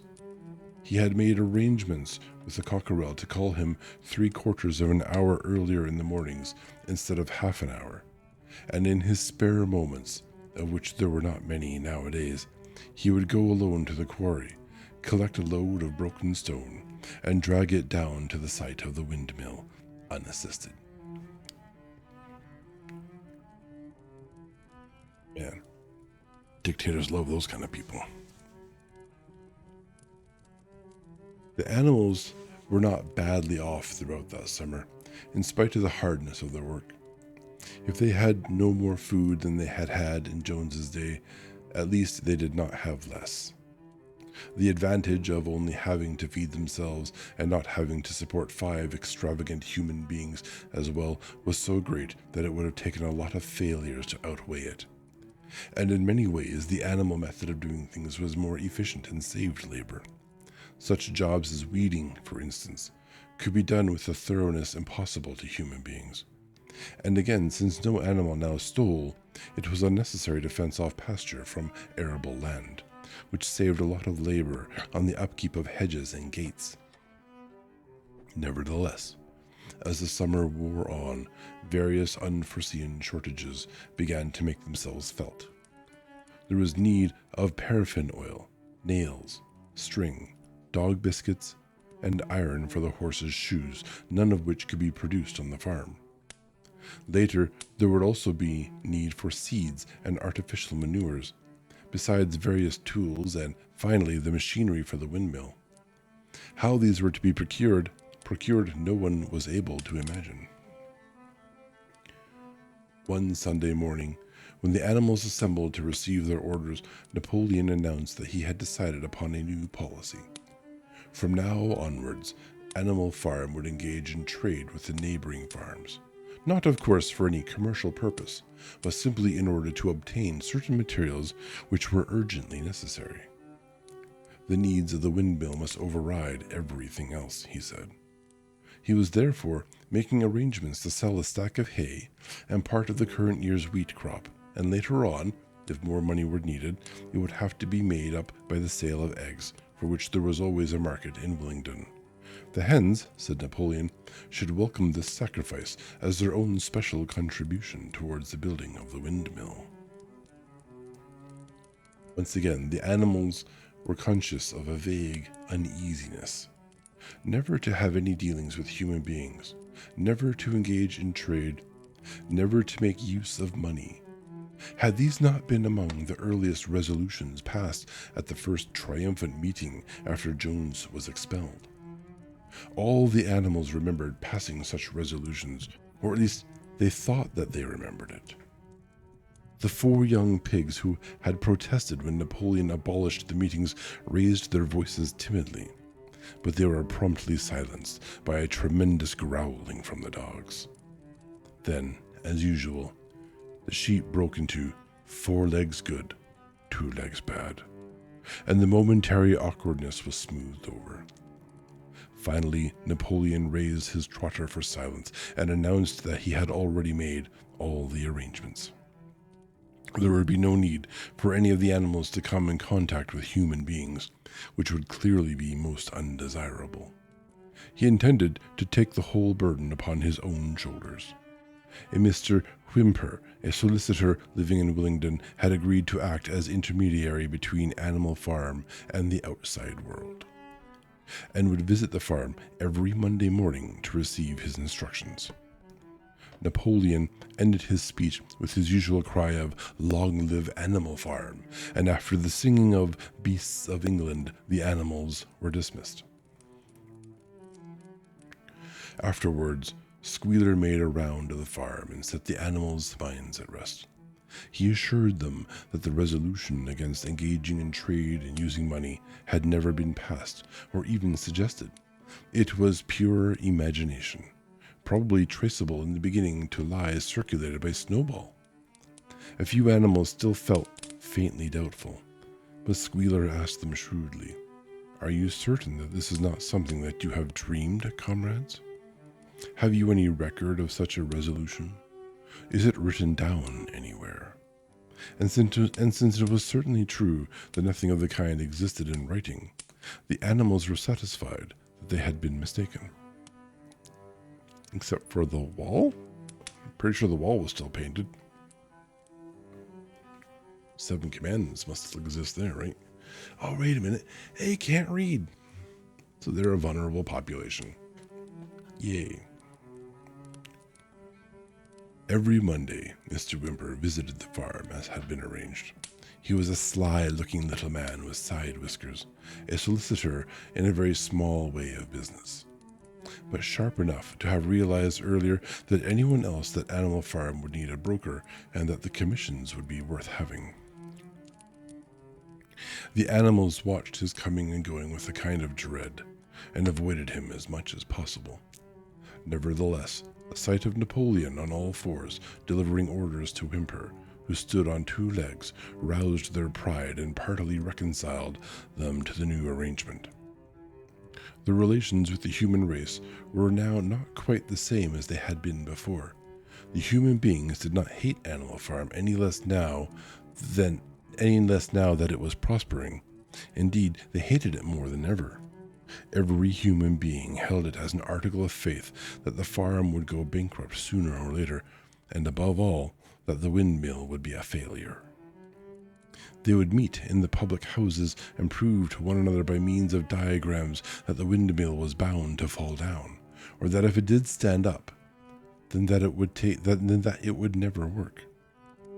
And yet, against their will, they had developed a certain respect for the efficiency with which the animals were managing their own affairs. One symptom of this was that they had begun to call Animal Farm by its proper name, and ceased to pretend that it was called the Manor Farm. They had also dropped their championship of Jones, who had given up hope of getting his farm back, and gone to live in another part of the country.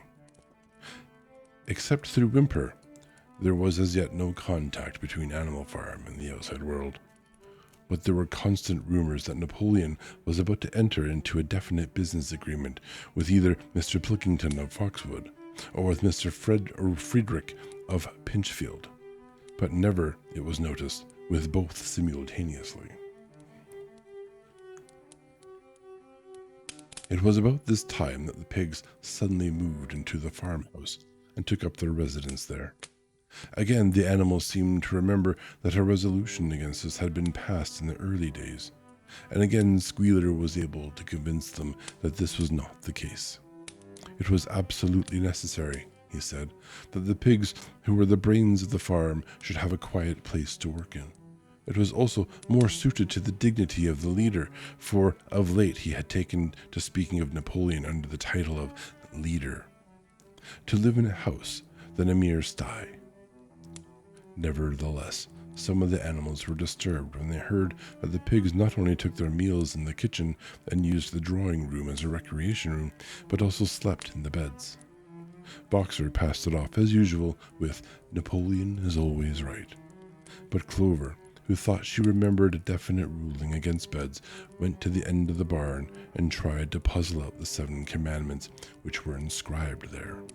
Finding herself unable to read more than individual letters, she fetched Muriel.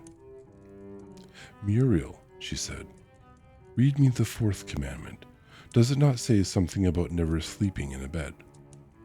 With some difficulty, Muriel spelt it out. "It says, 'No animal shall sleep in a bed with sheets,'" she announced finally. Wait a minute. I have my suspicions that was not originally the law.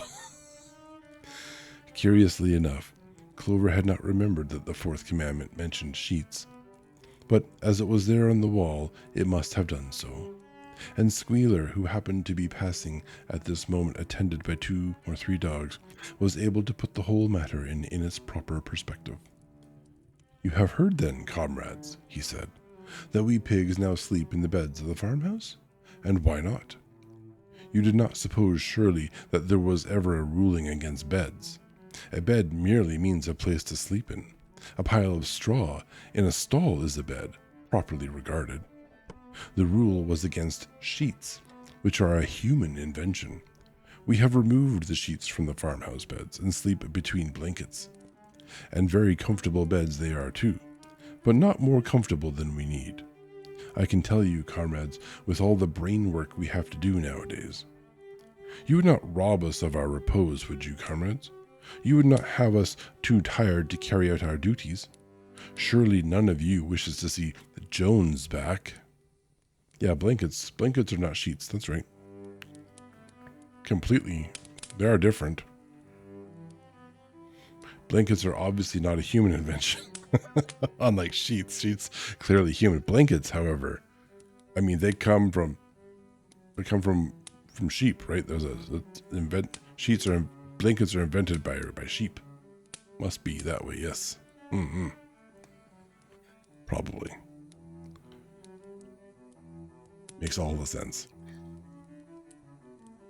The animals reassured him on this point immediately, and no more was said about the pigs sleeping in the farmhouse beds.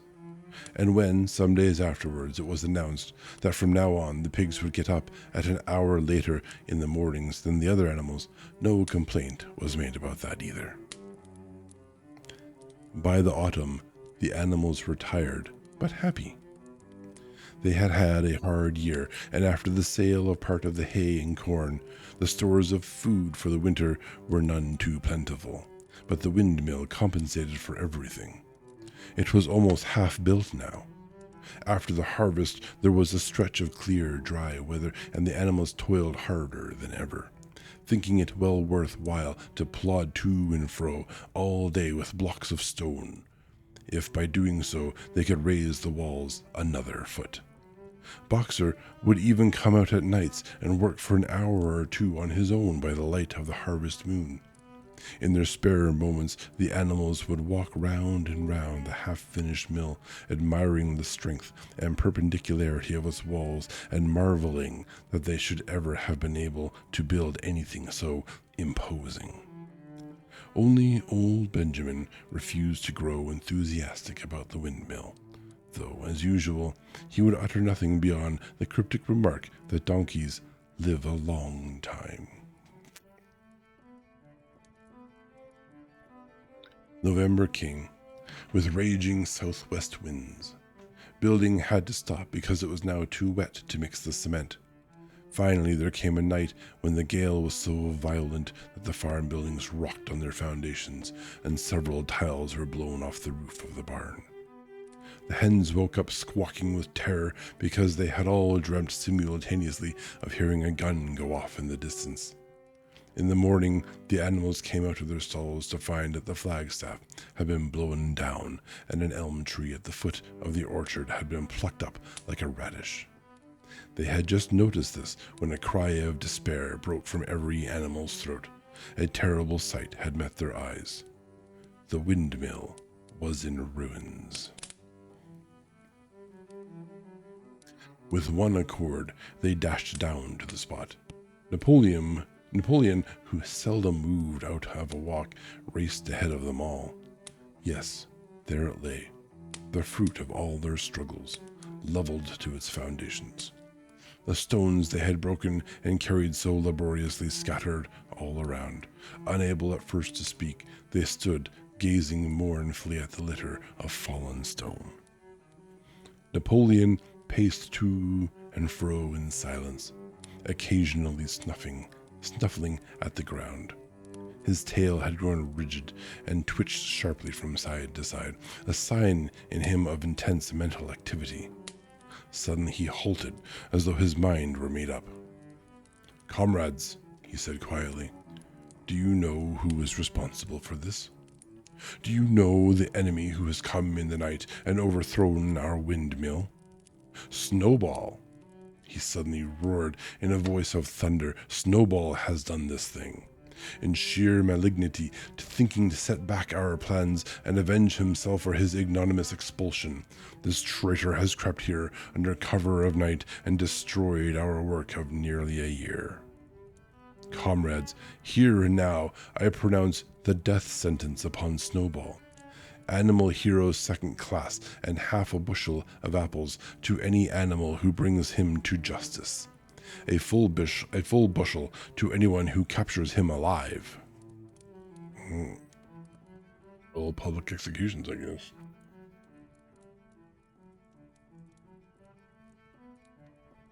We all know what the windmill really is, right? We all know that's a distraction. The animals were shocked beyond measure to learn that even Snowball could be guilty of such an action. There was a cry of indignation, and everyone began thinking out ways of catching Snowball if he should ever come back. Almost immediately, the footprints of a pig were discovered in the grass at a little distance from the knoll. They could only be traced for a few yards, but appeared to lead to a hole in the hedge. Napoleon snuffed deeply at them and pronounced them to be Snowball's. He gave it as his opinion that Snowball had probably come from the direction of Foxwood Farm. "No more delays, comrades," cried Napoleon when the footprints had been examined. "There is work to be done. This very morning we begin rebuilding the windmill, and we will build all through the winter. Rain or shine, we will teach this miserable traitor that he cannot undo our work so easily. Remember, comrades, there must be no alteration in our plans. They should be carried out to the day. Forward, comrades. Long live the windmill. Long live Animal Farm.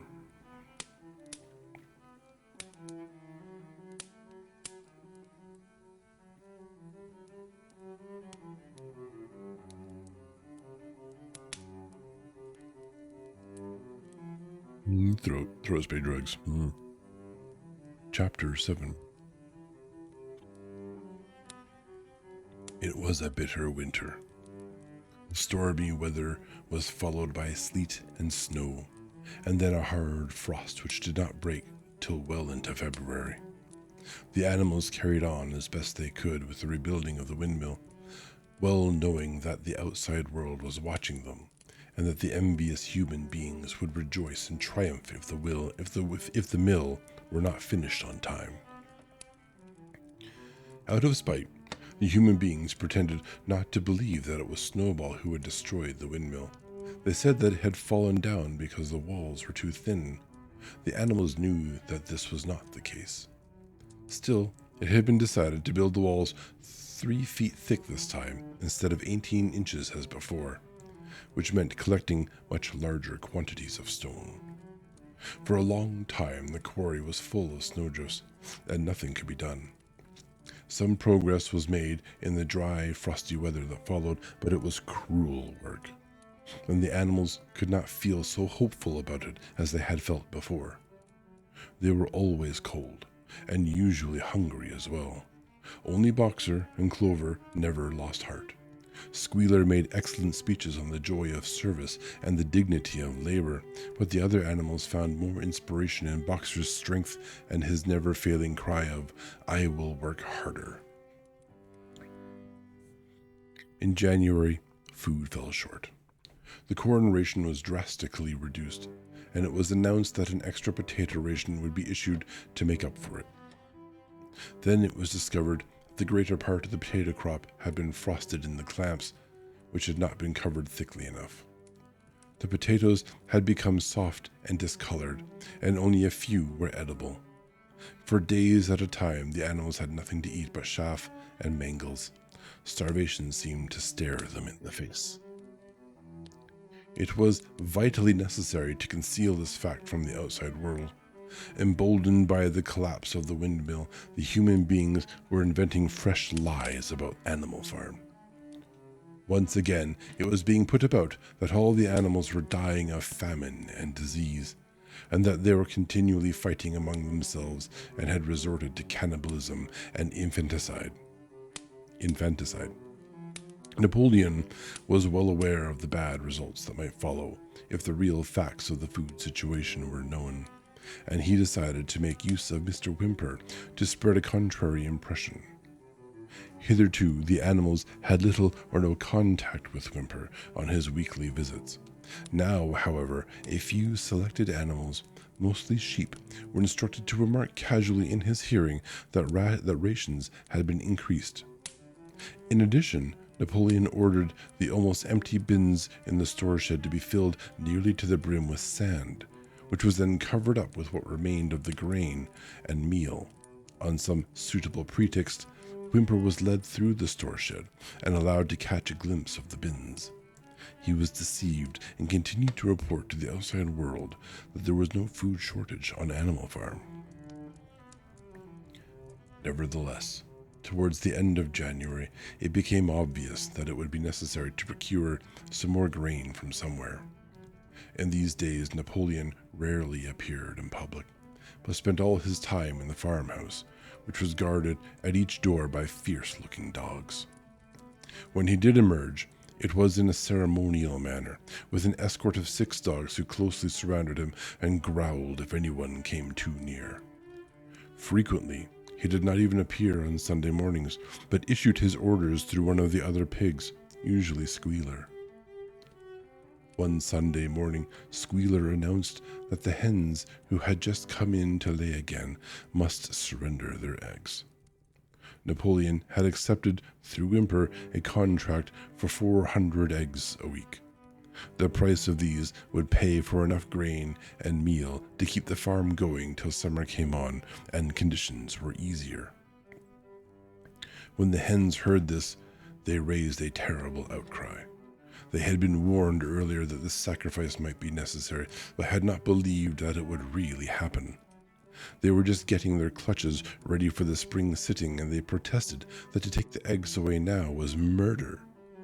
For the first time since the expulsion of Jones, there was something resembling a rebellion. Led by 3 young black meeriart pullets, the hens made a determined effort to thwart Napoleon's wishes. Their method was to fly up to the rafters and there lay their eggs, which smashed to pieces on the floor. Napoleon acted swiftly and ruthlessly. He ordered the hens' rations to be stopped, and decreed that any animal giving so much as a grain of corn to a hen should be punished by death. The dogs saw to it that these orders were carried out. For 5 days the hens held out. Then they capitulated and went back to their nesting boxes. 9 hens had died in the meantime. Their bodies were buried in the orchard, and it was given out that they had died of, coccidiosis. Okay, coccidiosis. I don't know what that is. I'm going to look that up because I am actually curious. Kind of the first word in this story that has me puzzled. A parasitic disease of the intestinal tract of animals caused by coccidian protozoa. The disease spreads from one animal to another by contact with infected feces or ingestion of infected tissue. And then there are some severe symptoms following that. Okay, cool. It's a disease. Yeah, they had the worms. I guess it's worms, yeah. I say that with confidence, only because my wife said it.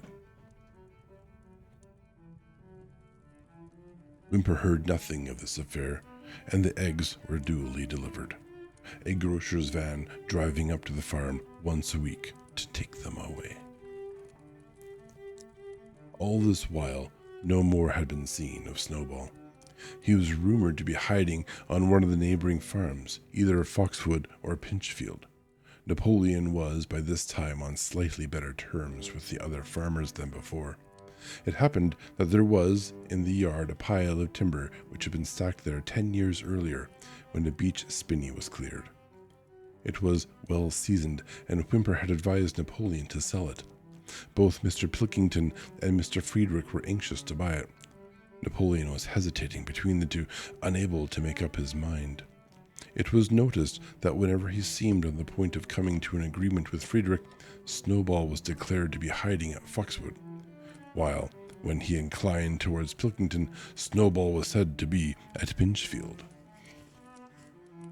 Suddenly, early in the spring, an alarming thing was discovered. Snowball was secretly frequenting the farm by night.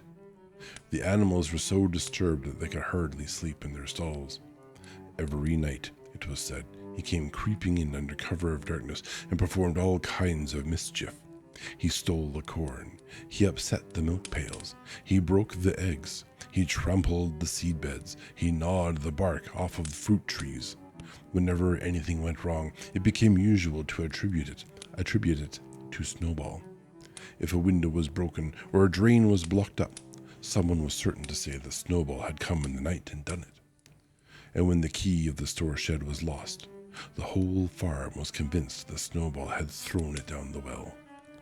Curiously enough, they went on believing this even after the mislaid key was found under a sack of meal. The cows declared unanimously that Snowball crept into their stalls and milked them in their sleep. Oh dear. The rats, which had been troublesome that winter, were also said to be in league with Snowball. Oh, the underground.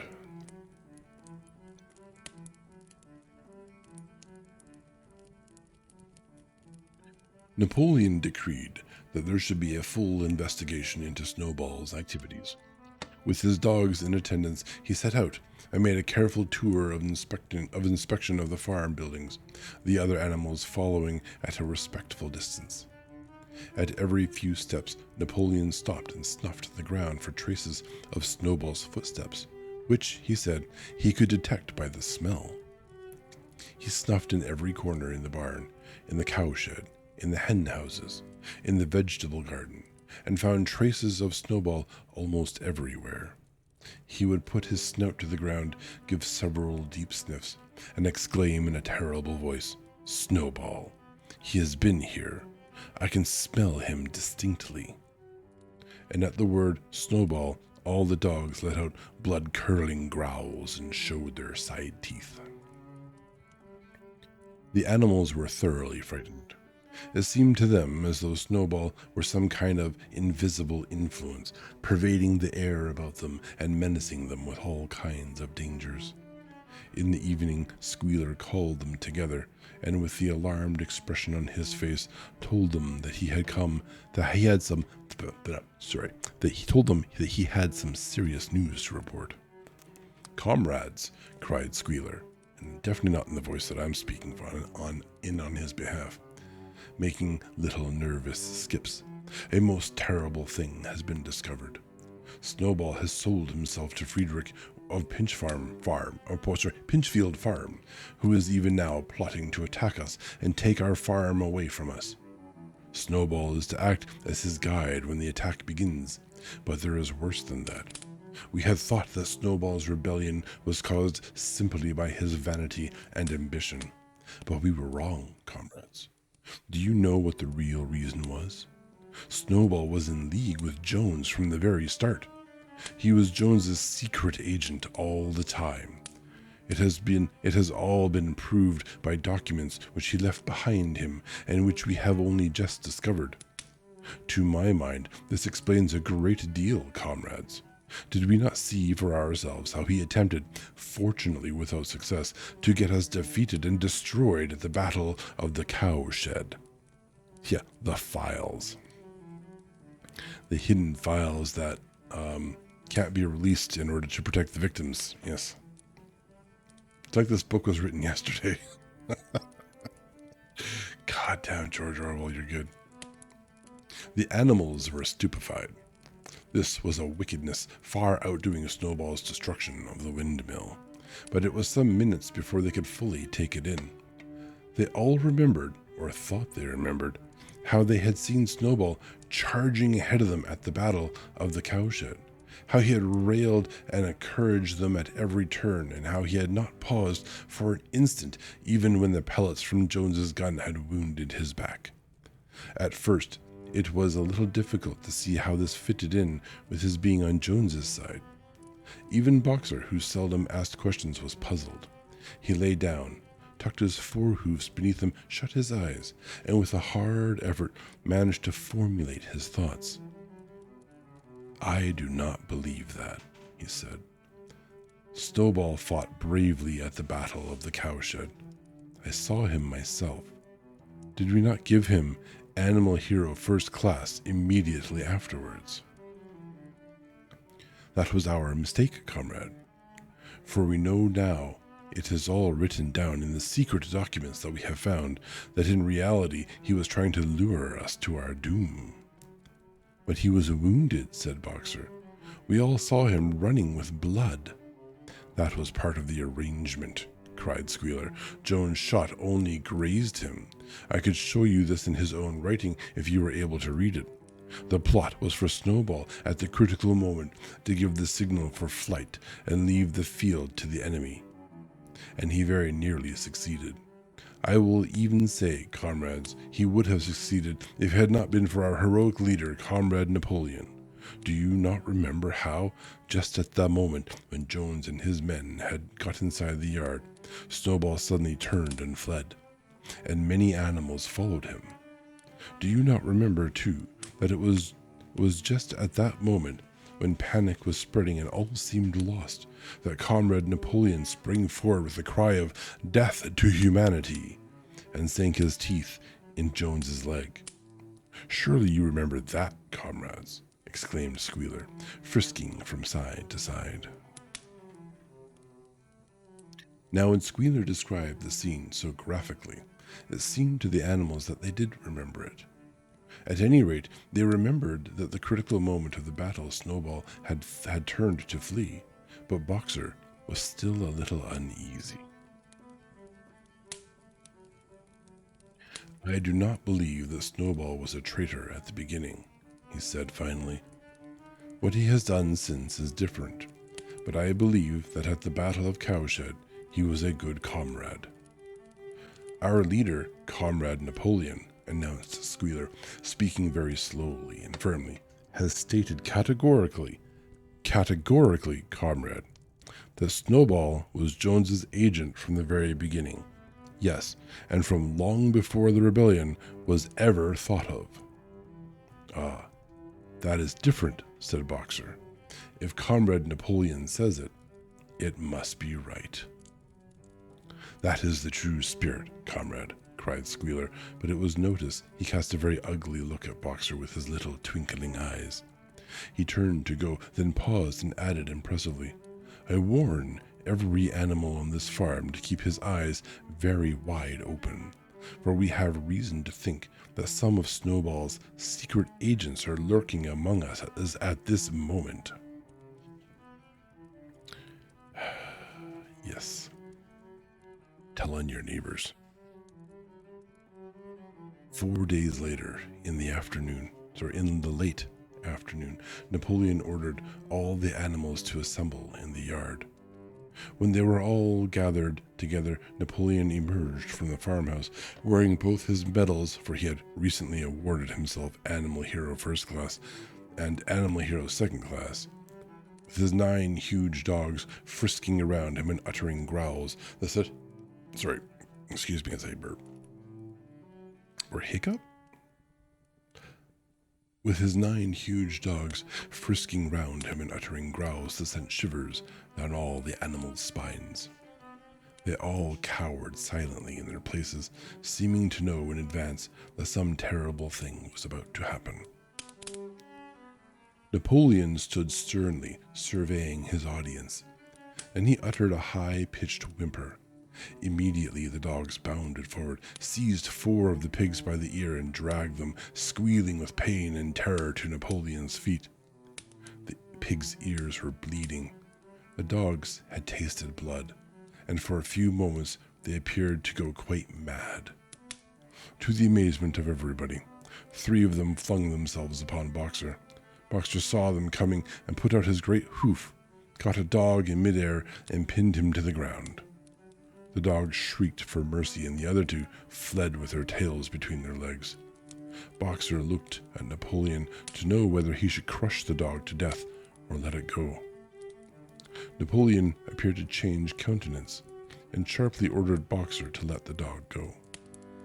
Whereat Boxer lifted his hoof, and the dog slunk away, bruised and howling. Hekerp. Yes, it's a hekerp. That's actually kind of perfect, Valena. I had a hekerp. From now on, that is what they will be called. Presently, the tumult died down. The 4 pigs waited, trembling, with guilt written on every line of their countenances. Napoleon now called upon them to confess their crimes. They were the same 4 pigs as had protested when Napoleon abolished the Sunday meetings. Without any further prompting, they confessed that they had been secretly in touch with Snowball ever since his expulsion, that they had collaborated with him in destroying the windmill, and that they had entered into an agreement with him to hand over Animal Farm to Mr. Frederick. They added that Snowball had privately admitted to them that he had been Jones's secret agent for years past. When they had finished their confession, the dogs promptly tore their throats out, and in a terrible voice, Napoleon demanded whether any other animal had anything to confess. "Oh yeah, sure, friend. At that point in time, yeah, let me just tell you all the facts you want to know about, and then get myself killed."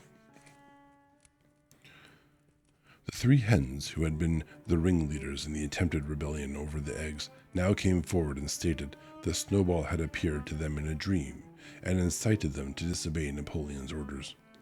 They too were slaughtered. Then a goose came forward and confessed to having secreted 6 ears of corn during the last year's harvest and eaten them in the night.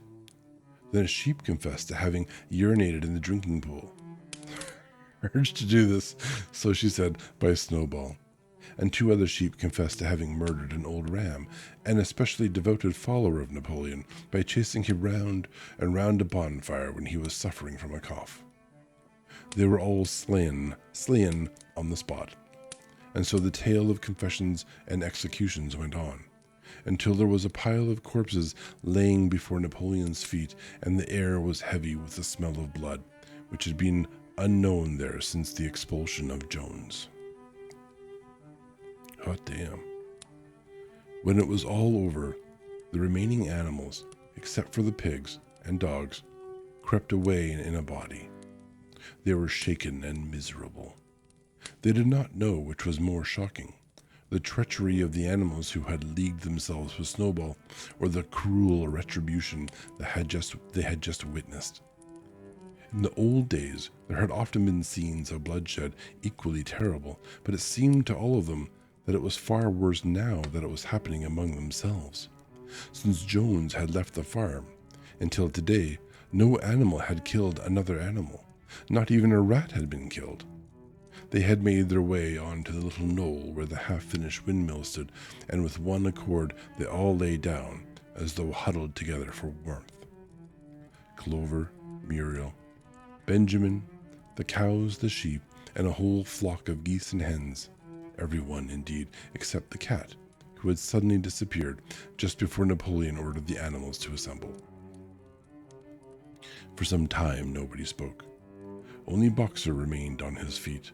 He fidgeted to and fro, swishing his long black tail against his sides, and occasionally uttering a little whinny of surprise. Finally he said,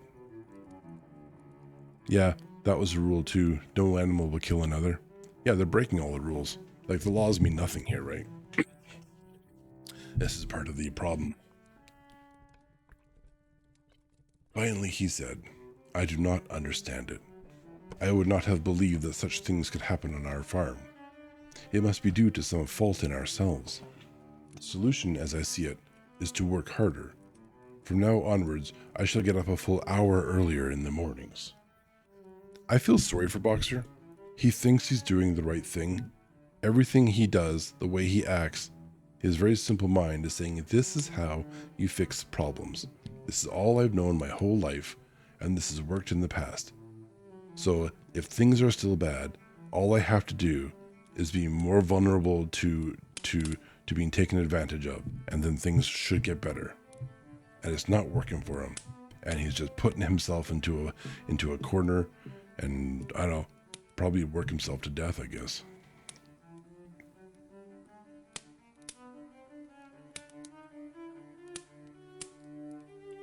And he moved off at his lumbering trot and made for the quarry. Having got there, he collected 2 successive loads of stone and dragged them down to the windmill before retiring for the night. The animals huddled about Clover, not speaking. The knoll where they were lying gave them a wide prospect across the countryside. Most of Animal Farm was within their view. The long pastures stretching down the main road, the hayfield, the spinney, the drinking pool, the plowed fields where the young wheat was thick and green, and the red roofs of the farm buildings with the smoke curling from the chimneys. It was a clear spring evening. The grass and the bursting hedges were gilded by the level rays of the sun. Never had the farm, and with a kind of surprise they remembered it was their own farm, every inch of it their own property, appeared to the animals so desirable a place. As Clover looked down the hillside, her eyes filled with tears. If she could have spoken her thoughts, it would have been to say that this was not what they had aimed at when they had set themselves years ago to work for the overthrow of the human race. These scenes of terror and slaughter were not what they had looked forward to on that night when old Major first stirred them to rebellion. If she herself had had any picture of the future, it had been of a society of animals set free from hunger and the whip, all equal, each working according to his capacity, the strong protecting the weak, as she had protected the lost brood of ducklings with her foreleg on the night of Major's speech.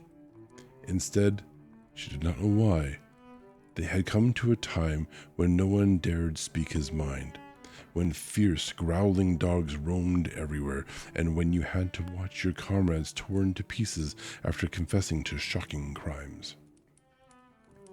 There was no thought of rebellion or disobedience in her mind. She knew that, even as things were, they were far better off than they had been in the days of Jones, and that before all else it was needful to prevent the return of the human beings. Whatever happened, she would remain faithful, work hard, carry out the orders that were given to her, and accept the leadership of Napoleon. But still, it was not for this that she and all the other animals had hoped and toiled. It was not for this that they had built the windmill and faced the bullets of Jones's gun. Such were her thoughts, though she lacked the words to express them. And I have a kitty cat meandering around the place. She's staring at the water dripping out of the hot water tank and flowing into the drain in the floor.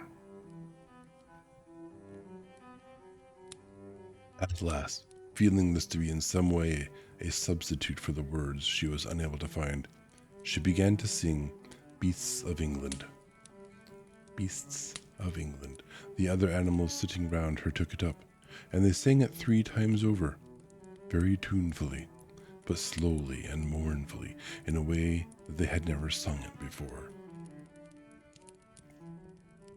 They had just finished singing it for the 3rd time when Squealer, attended by 2 dogs, approached them with the air of having something important to say. He announced that, by a special decree of Comrade Napoleon, Beasts of England had been abolished. From now onwards, it was forbidden to sing it. The animals were taken aback. "Why?" cried Muriel. "It is no longer needed, comrade," said Squealer stiffly.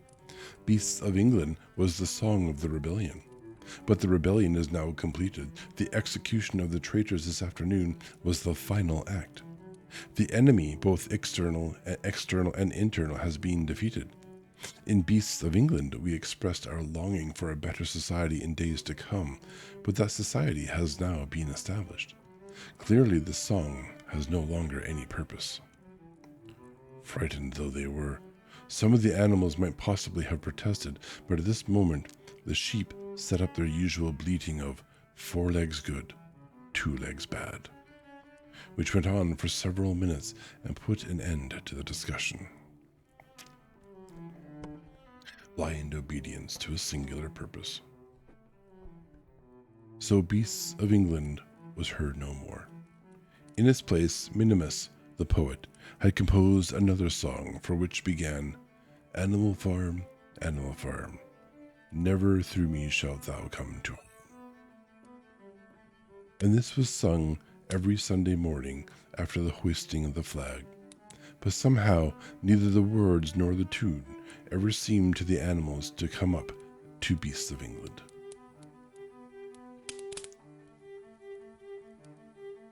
Chapter 8. A few days later, when the terror caused by the executions had died down, some of the animals remembered, or thought they remembered, that the 6th commandment decreed, "No animal shall kill any other animal." And though no one cared to mention it in the hearing of the pigs or the dogs, it was felt that the killings which had taken place did not square with this. Clover asked Benjamin to read her the 6th commandment, and when Benjamin, as usual, said that he refused to meddle in such matters, she fetched Muriel. Muriel read the commandment for her. It ran, "No animal shall kill any other animal without cause." Somehow or other, the last 2 words had slipped out of the animals' memory. But they saw now that the commandment had not been violated, for clearly there was good reason for killing the traitors who had leagued themselves with Snowball. Throughout the year, the animals worked even harder than they had worked in the previous year to rebuild the windmill, with walls twice as thick as before, and to finish it by the appointed date.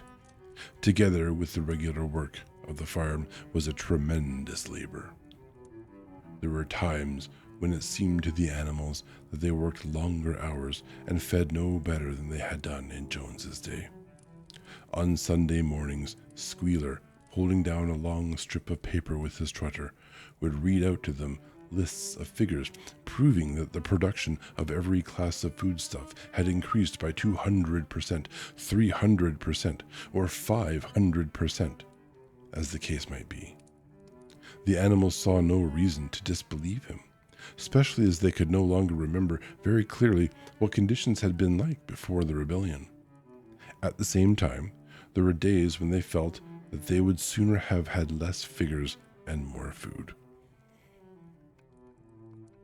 All orders were now issued through Squealer or one of the other pigs. Napoleon himself was not seen in public as often as once in a fortnight.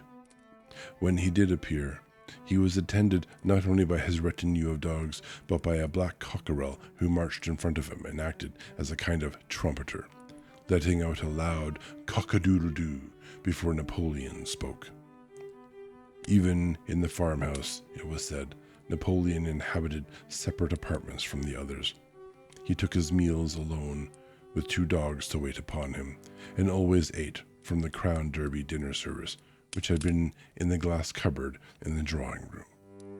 It was also announced that the gun would be fired every year on Napoleon's birthday, as well as on the other 2 anniversaries. Napoleon was now never spoken of simply as Napoleon. He was always referred to in formal style as our leader, Comrade Napoleon. And the pigs liked to invent for him such titles as Father of all animals, Terror of mankind, Protector of the sheepfold, Duckling's friend, and the like. In his speeches, Squealer would talk with the tears rolling down his cheeks of Napoleon's wisdom, the goodness of his heart, and the deep love he bore to all animals everywhere, even and especially the unhappy animals who still lived in ignorance and slavery upon other farms. It had become usual to give Napoleon the credit for every successful achievement and every stroke of good fortune. You would often hear one hen remark to another, "Under the guidance of our leader, Comrade Napoleon, I have laid 5 eggs in 6 days." Or 2 cows enjoying a drink at the pool would exclaim, "Thanks to the leadership of Comrade Napoleon, how excellent this water tastes." The general feeling on the farm was well expressed in a poem entitled Comrade Napoleon, which was composed by Minimus, and which ran as follows. Friend of the fatherless, fountain of happiness, Lord of the swill bucket, oh how my soul is on fire when I gaze at thee. Sorry, I forgot how to read poems. Never mind. Oh how my soul is on fire when I gaze at thy calm and commanding eye, like the sun in the sky, Comrade Napoleon. Thou art the giver of all thy creatures love, full belly twice a day, clean straw to roll upon. Every beast, great or small, sleeps at peace in his stall. Thou watchest over all, Comrade Napoleon. Had I a sucking pig, ere he had grown as big, even as a pint bottle or as a rolling pin, he should have learned to be faithful and true to thee. Yes, his first squeak should be, Comrade Napoleon. Napoleon approved of this poem and caused it to be inscribed on the wall of the big barn, at the opposite end of the 7 commandments. It was surmounted by a portrait of Napoleon in profile, executed by Squealer in white paint. Meanwhile, through the agency of Whymper, Napoleon was engaged in complicated negotiations with Frederick and Pilkington. The pile of timber was still unsold. Of the 2, Frederick was the more anxious to get hold of it, but he would not offer a reasonable price. At the same time, There were renewed rumors that Friedrich and his men were plotting to attack Animal Farm and to destroy the windmill, the building of which had aroused furious jealousy in him. Snowball was known to be still skulking on Pinchfield Farm. In the middle of the summer, the animals were alarmed to hear that 3 hens had come forward and confessed that, inspired by Snowball, they had entered into a plot to murder Napoleon. They were executed immediately, and fresh precautions for Napoleon's safety were taken. 4 dogs guarded his bed at night, 1 at each corner, and a young pig named Pink Eye was given the task of tasting all his food before he ate it, lest it should be poisoned. Silliness.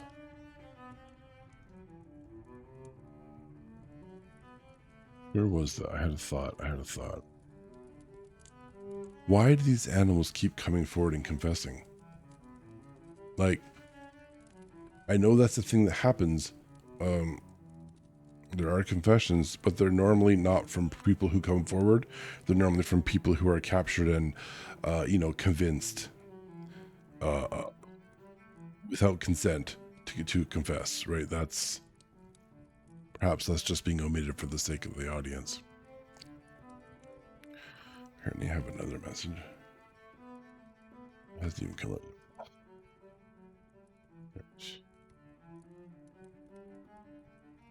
At about the same time, it was given out that Napoleon had arranged to sell the pile of timber to Mr. Have I read this already?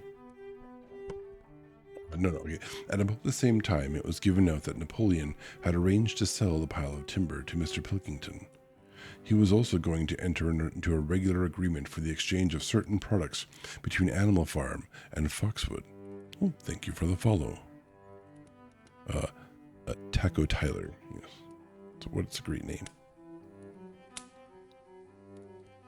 Enter into an regular agreement for the exchange of certain products between Animal Farm and Foxwood.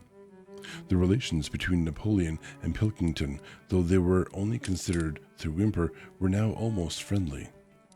The animals distrusted Pilkington as a human being, but greatly preferred him to Frederick, whom they both feared and hated. As the summer wore on, the windmill neared completion. The rumors of an impending, treacherous attack grew stronger and stronger. Frederick, it was said, intended to bring against them 20 men all armed with guns, and he had already bribed the magistrates and police so that if he could once get hold of the title deeds of Animal Farm, they would ask no questions. Moreover, terrible stories were leaking out from Pinchfield about the cruelties that Frederick practiced upon his animals. He had flogged an old horse to death. He starved his cows. He had killed a dog by throwing it into the furnace. He amused himself in the evenings by making cocks fight with splinters of razor blade tied to their spurs. The animals' blood boiled with rage when they heard of these things being done to their comrades, and sometimes they clamored to be allowed to go out in a body and attack Pinchfield Farm, drive out the humans, and set the animals free. But Squealer counseled them to avoid rash actions and trust in Napoleon's strategies.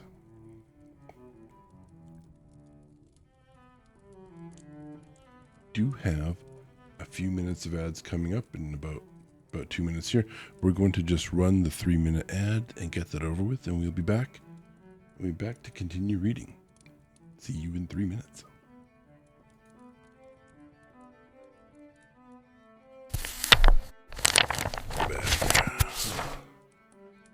Gwen seems to think that it's time for her to be fed because, well, in 9 minutes it should be.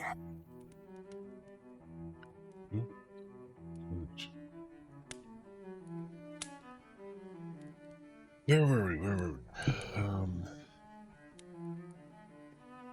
Yes, Squealer is counseling everyone to avoid rash actions and trust in Comrade Napoleon's strategies, but we are sowing the seeds of hatred against one of our neighbor farms.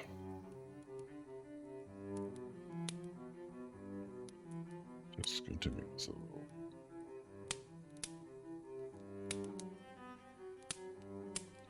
Nevertheless, feeling against Frederick continued to run high. One Sunday morning, Napoleon appeared in the barn and explained that he had never at any time contemplating selling the pile of timber to Frederick. He considered it beneath his dignity, he said, to have dealings with scoundrels of that description. The pigeons, who were still sent out to spread tidings of the rebellion, were forbidden to set foot anywhere on Foxwood, and were also ordered to drop their former slogan of "Death to Humanity" in favor of "Death to Frederick." In the late summer, yet another of Snowball's machinations was laid bare. The wheat crop was full of weeds, and it was discovered that on one of his nocturnal visits, Snowball had mixed weed seeds with the seed corn. A gander who had been privy to the plot had confessed his guilt to Squealer and immediately committed suicide by swallowing deadly nightshade berries. The animals now also learned that Snowball had never, as many of them had believed hitherto, received the order of Animal Hero First Class.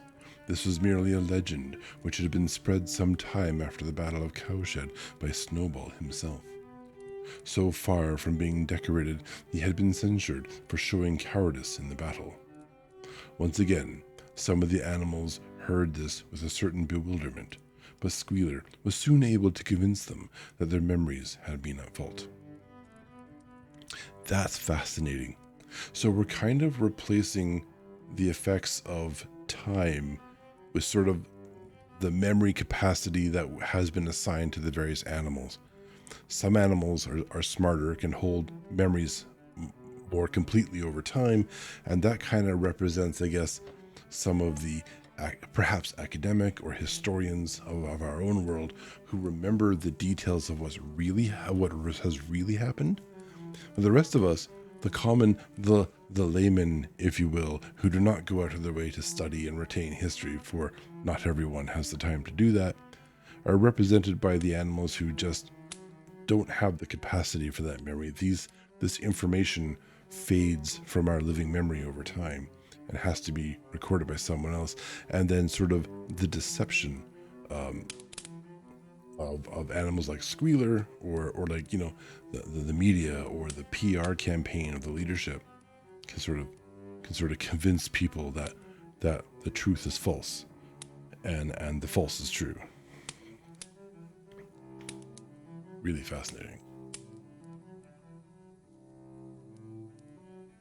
The level of political detail that is being mapped out here is definitely familiar. Is a definitely familiar feeling from like of what I was getting whenever I read 1984. So that's quite satisfying to see. Yes. In the autumn, by a tremendous, exhausting effort, for the harvest had to be gathered at almost the same time, the windmill was finished. The machinery had still to be installed, and Whymper was negotiating the purchase of it, but the structure was completed. In the teeth of every difficulty, in spite of inexperience, of primitive implements, of bad luck, and of Snowball's treachery, the work had been finished punctually to the very day. Tired out but proud, the animals walked round and round their masterpiece, which appeared even more beautiful in their eyes than when it had been built the first time. Moreover, the walls were twice as thick as before. Nothing short of explosives would lay them low this time. And when they thought of how they had labored, what discouragements they had overcome, and the enormous difference that would be made in their lives when the sails were turning and the dynamos running. When they thought of all this, their tiredness forsook them, and they gamboled around and round the windmill, uttering cries of triumph. Napoleon himself, attended by his dogs and his cockerel, came down to inspect the completed work. He personally congratulated the animals on their achievement and announced that the mill would be named Napoleon Mill. Let me take your achievement for myself. Thank you very much. On we go. Or would you like to be eaten by my dogs? Gamboled. Gamboled. I hate that word. No reason. 2 days later, The animals were called together for a special meeting in the barn. They were struck dumb with surprise when Napoleon announced that he had sold the pile of timber to Frederick. Tomorrow, Frederick's wagons would arrive and begin carting it away. Throughout the whole period of his seeming friendship with Pilkington, Napoleon had really been in secret agreement with Frederick. God, that's so confusing. All back and forth. All relations with Foxwood had been broken off. Insulting messages had been sent to Pilkington. The pigeons had been told to avoid Pinchfield Farm and to alter their slogan from Death to Frederick to Death to Pilkington. At the same time, Napoleon assured the animals that the stories of an impending attack on Animal Farm were completely untrue, and that the tales about Frederick's cruelty to his own animals had been greatly exaggerated. All these rumors had probably originated with Snowball and his agents. It now appeared that Snowball was not, after all, hiding on Pinchfield Farm, and in fact had never been there in his life. He was living in considerable luxury, so it was said, at Foxwood, and had in reality been a pensioner of Pilkington for years past. Despite the evidence of the secret documents saying otherwise, right?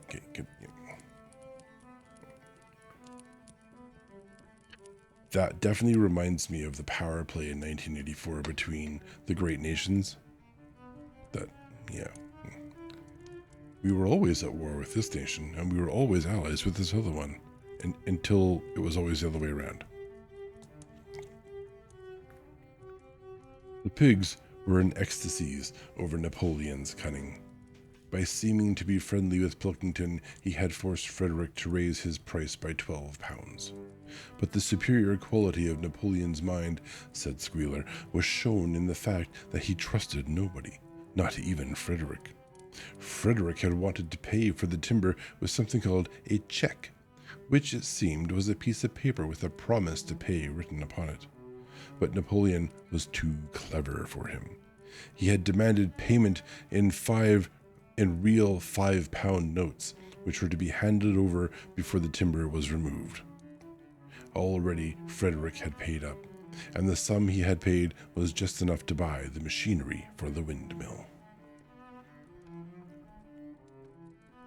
It's like a short story that is otherwise similar. Yeah, it's otherwise similar to 1984. There's a lot of similarities, yeah. Meanwhile, the timber was being carted away at high speed. When it was all gone, another special meeting was held in the barn for the animals to inspect Frederick's banknotes.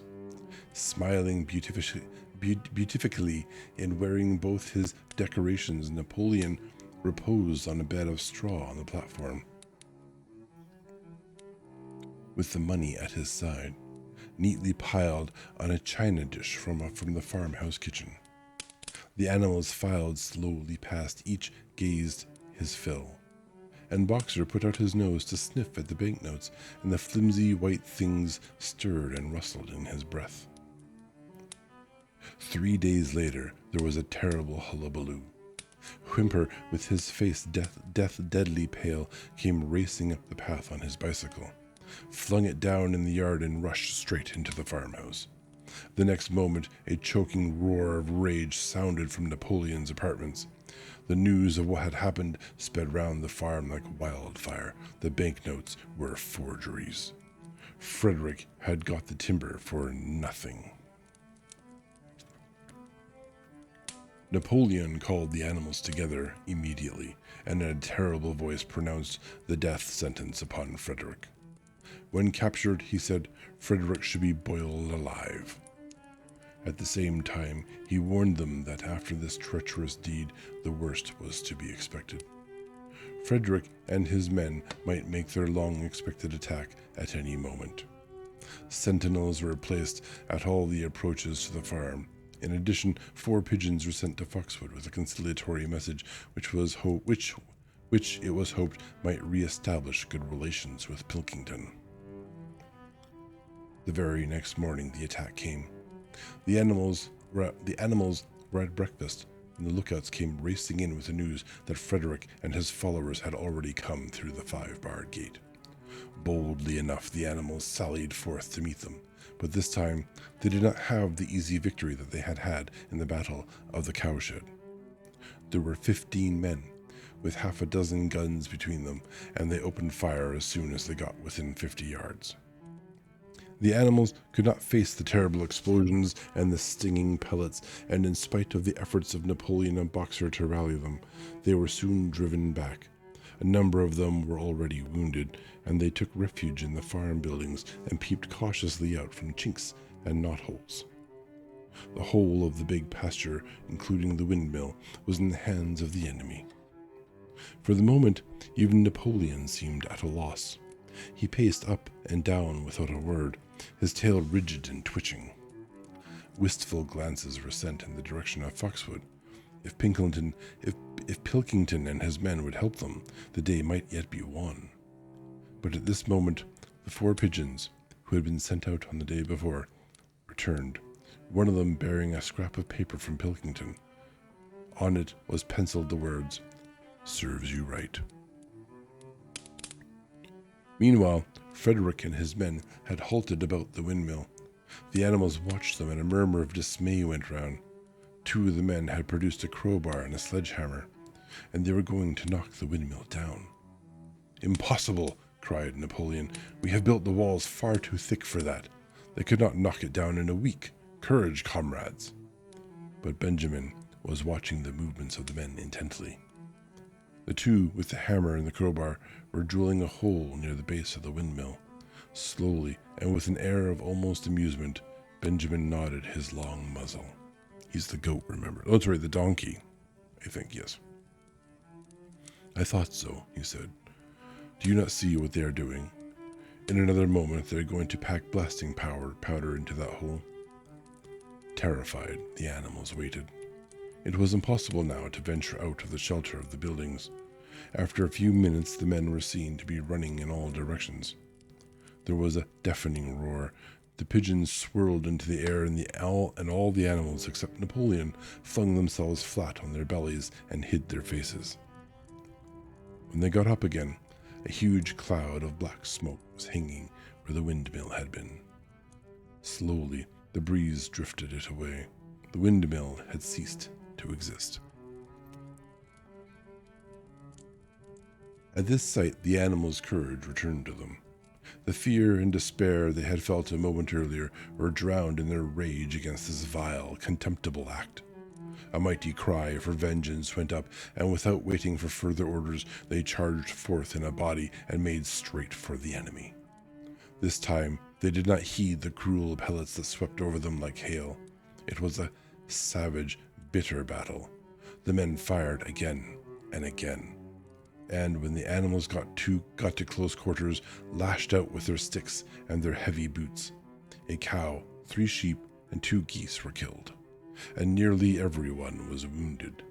Even Napoleon, who was directing operations from the rear, had the tip of his tail chipped by a pellet. The tip of his tail, oh dear. But the men did not go unscathed either. 3 of them had their heads broken by blows from Boxer's hoofs. Another was gored in the belly by a cow's horn.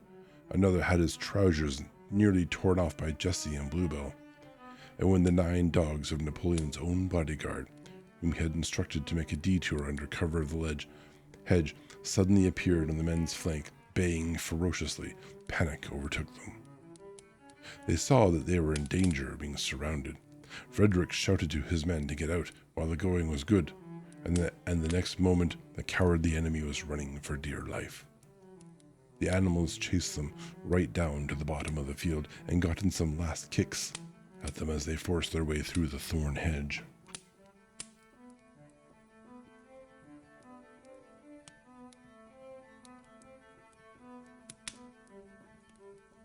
They had won, but they were weary and bleeding.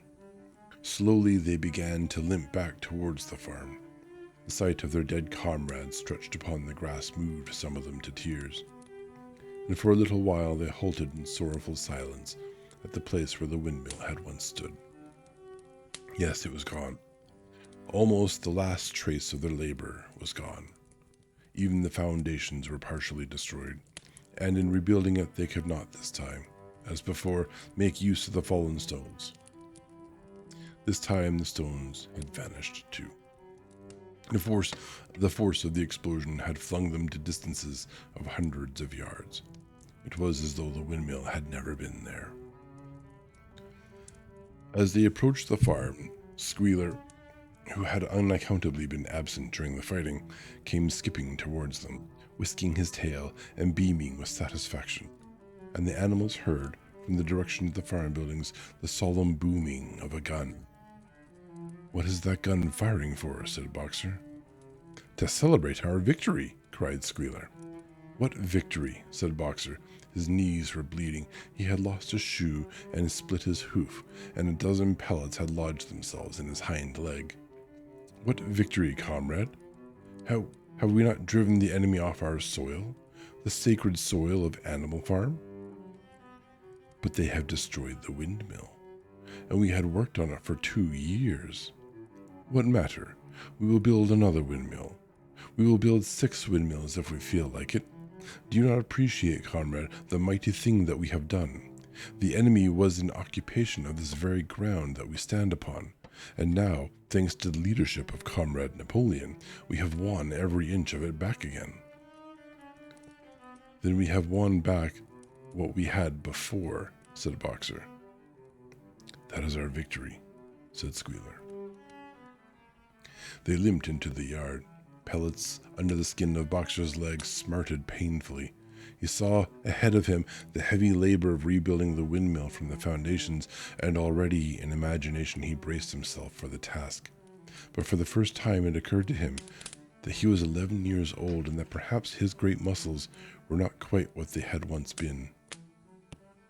But when the animals saw the green flying flag, heard the gun firing again, 7 times it was fired in all, and heard the speech that Napoleon made congratulating them on their conduct, it did seem to them, after all, that they had won a great victory. The animals slain in the battle were given a solemn funeral. Boxer and Clover pulled the wagon which served as a hearse, and Napoleon himself walked at the head of the procession. 2 whole days were given over to celebrations. There were songs, speeches, and more firing of the gun, and a special gift of an apple was bestowed on every animal, with 2 ounces of corn for each bird and 3 biscuits for each dog. It was announced that the battle would be called the Battle of the Windmill, and that Napoleon had created a new decoration, the Order of the Green Banner, which he had conferred upon himself. Of course he did. In the general rejoicings, the unfortunate affair of the banknotes was forgotten. It was a few days later than this that the pigs came upon a case of whiskey in the cellars of the farmhouse. It had been overlooked at the time when the house was first occupied. That night there came from the farmhouse the sound of loud singing, in which, to everyone's surprise, the strains of Beasts of England were mixed up.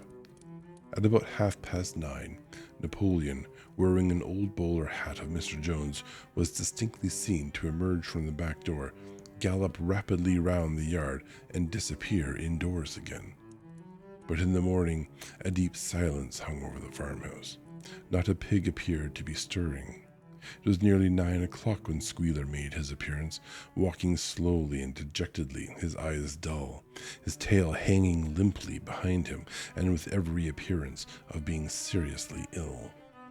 He called the animals together and told them that he had a terrible piece of news to impart. Comrade Napoleon was dying. A cry of lamentation went up. Straw was laid down outside the doors of the farmhouse, and the animals walked on tiptoe. With tears in their eyes, they asked one another what they should do if their leader were taken away from them. A rumor went round that Snowball had, after all, contrived to introduce poison into Napoleon's food. At 11 o'clock, Squealer came out to make another announcement. As his last act upon earth, Comrade Napoleon had pronounced a solemn decree. The drinking of alcohol was to be punished by death. They're already not allowed to. By the evening, however, Napoleon appeared to be somewhat better, and the following morning Squealer was able to tell them that he was well on the way to recovery. By the evening of that day, Napoleon was back at work, and on the next day it was learned that he had instructed Whymper to purchase in Wellington some booklets on brewing and distilling. A week later, Napoleon gave orders that the small paddock beyond the orchard, which had previously been intended to set up as a grazing ground for animals who were past work, was to be plowed up. It was given out that the pasture was exhausted and needed reseeding, but it soon became known that Napoleon intended to sow it with barley. About this time there occurred a strange incident, which hardly anyone was able to understand. One night at about 12 o'clock, there was a loud crash in the yard, and the animals rushed out of their stalls. It was a moonlit night. At the foot of the end wall of the big barn, where the 7 commandments were written, there lay a ladder broken in 2 pieces. Squealer, temporarily stunned, was sprawling beside it, and near at hand there lay a lantern, a paintbrush, and an overturned pot of white paint. The dogs immediately made a ring round Squealer and escorted him back to the farmhouse as soon as he was able to walk. None of the animals could form any idea as to what this meant, except old Benjamin, who nodded his muzzle with a knowing air, and seemed to understand, but would say nothing. But a few days later, Muriel, reading over the 7 commandments to herself, noticed that there was yet another of them which the animals had remembered wrong. They had thought that the 5th commandment was, "No animal shall drink alcohol," but there were 2 words that they had forgotten. Actually, the commandment read, "No animal shall drink alcohol to excess." Is that all the commandments yet? I think all the commandments might be done now. Maybe not. Chapter 9. Boxer's split hoof was a long time in healing. They had started the rebuilding of the windmill the day after the victory celebrations were ended. Boxer refused to take even a day off work and made it a point of honor not to let it be seen that he was in pain. In the evenings he would admit privately to Clover that the hoof troubled him a great deal. Clover treated the hoof with poultices of herbs which she prepared by chewing them, and both she and Benjamin urged Boxer to work less hard. "A horse's lungs do not last forever," she said to him. But Boxer would not listen. He had, he said, only one real ambition left: to see the windmill well underway before reaching the age for retirement. At the beginning, when the laws of the animal farm were first formulated, the retiring age had been fixed for horses and pigs at 12, for cows at 14, for dogs at 9, for sheep at 7, and for hens and geese at 5. Liberal old age pensions had been agreed upon, and yet no animal had actually retired on pension. But of late, the subject had been discussed more and more. Now that the small field beyond the orchard had been set aside for barley, it was rumored that a corner of the large pasture was to be fenced off and turned into a grazing ground for superannuated animals. For a horse, it was said, the pension would be 5 pounds of corn a day, and in winter 15 pounds of hay, with a carrot or possibly an apple on public holidays. So 3 times a year, maybe. Boxer's 12th birthday was due in the late summer of the following year. Meanwhile, life was hard. The winter was as cold as the last one had been, and food was even shorter. Once again, all rations were reduced, except those of the pigs and the dogs. A too rigid equality in rations, Squealer exclaimed. A too rigid equality in rations, Squealer explained, would have been contrary to the principles of animalism. In any case, he had no difficulty in proving to the other animals that they were not in reality short of food, whatever the appearances might be. For the time being, certainly, it had been found necessary to make a readjustment of rations. Squealer always spoke of it as a readjustment, never as a reduction. But in comparison with the days of Jones, the improvement was enormous. Reading out the figures in a shrill, rapid voice, he proved to them in detail that they had more oats, more hay, more turnips than they had had in Jones's day, that they worked shorter hours, that their drinking water was of better quality, that they lived longer, that a larger proportion of their young ones survived infancy, and that they had more straw in their stalls and suffered less from fleas. The animals believed every word of it. Truth to tell, Jones and all he stood for had almost faded out of their memories. They knew that life nowadays was harsh and bare, that they were often hungry and often cold, and that they were usually working when they were not asleep. But doubtless it had been worse in the old days. They were glad to believe so. Besides, in those days they had been slaves, and now they were free. That made all the difference, as Squealer did not fail to point out. There were many more mouths to feed now. In the autumn, the four sows had all littered about simultaneously, producing 31 young pigs between them. The young pigs were piebald, and as Napoleon was the only boar on the farm, it was possible to guess at their parentage. It was announced that later, when bricks and timber had been purchased, a schoolroom would be built in the farmhouse garden. For the time being, the young pigs were given their instruction by Napoleon himself in the farmhouse kitchen. They took their exercise in the garden, and were discouraged from playing with the other young animals. Oh, I have a kitty cat. Hello, kitty cat. Did you have your meal? Yeah.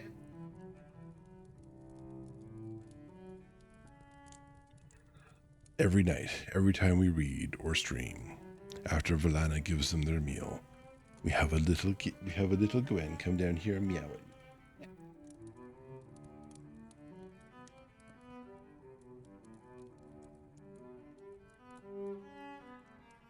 I get purrs and little meows.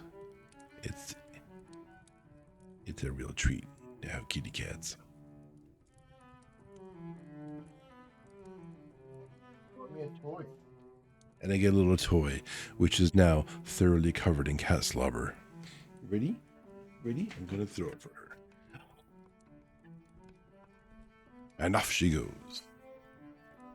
Silly kitten. That'll probably happen a few more times. My apologies. Where were you? See, Napoleon's having a good time with the other pigs. Got it. Let's see. Oh, hello, welcome back. And she plays fetch. She brings the ball. She brings the ball back. Right. This one more. Oh.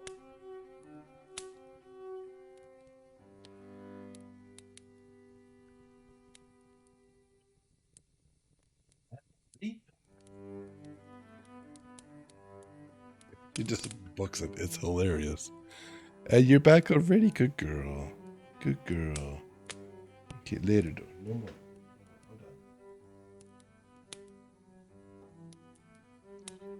All right, book. Where are we? For the time being, the young pigs were given their instructions by Napoleon himself in the farmhouse kitchen. Right, they took their exercise in the garden and were discouraged from playing with other young animals. About this time, too, it was laid down as a rule that when a pig and any other animal met on the path, the other animal must stand aside, and also that all pigs, of whatever degree, were to have the privilege of wearing green ribbons on their tails on Sundays. Classism.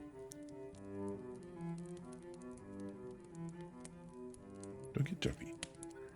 The farm had a fairly successful year, but was still short of money. There were the bricks, sand, and lime for the schoolroom to be purchased, and it would also be necessary to begin saving up again for the machinery for the windmill. Then there were lamp oil and candles for the house, sugar for Napoleon's own table, for he forbade this to the other pigs on the ground that it made them fat, and all the usual replacements such as tools, nails, string, coal wire, scrap iron, and dog biscuits. A stump of hay and part of the potato crop were sold off, and the contract for eggs was increased to 600 a week, So that year, the hens barely hatched enough chicks to keep their numbers at the same level. Rations reduced in December and were reduced again in February, and lanterns in the stalls were forbidden to save oil. But the pigs seemed comfortable enough, and in fact were putting on weight if anything. One afternoon in late February, a warm, rich, appetizing scent such as the animals had never smelt before wafted itself across the yard from the little brew house, which had been disused in Jones's time, and which stood beyond the kitchen. Someone said it was the smell of cooking barley.